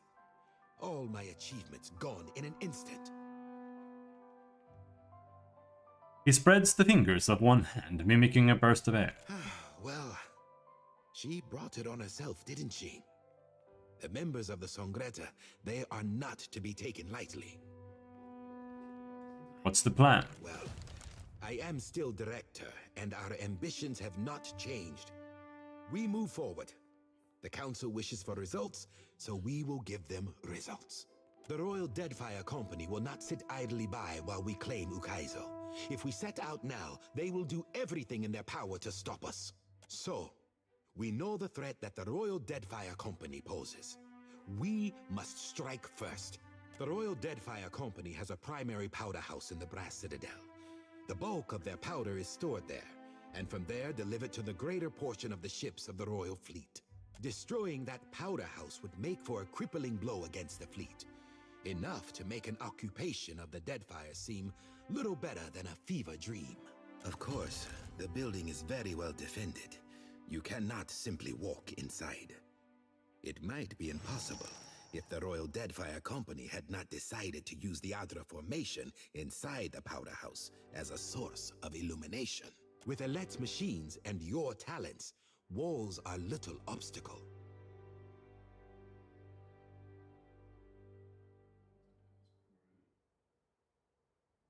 Getting in is one thing. How am I supposed to destroy the powder house? In truth, the trickier part will be to get you out before you are caught in the blast.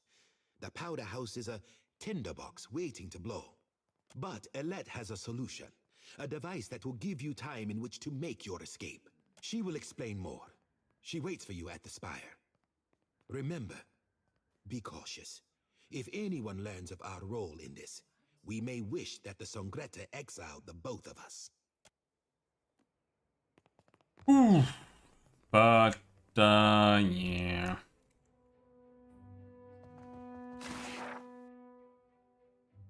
I think I'm gonna stop here.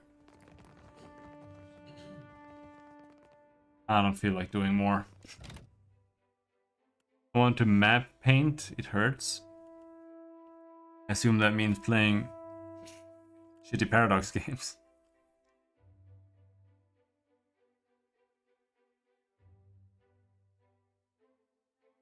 Yeah.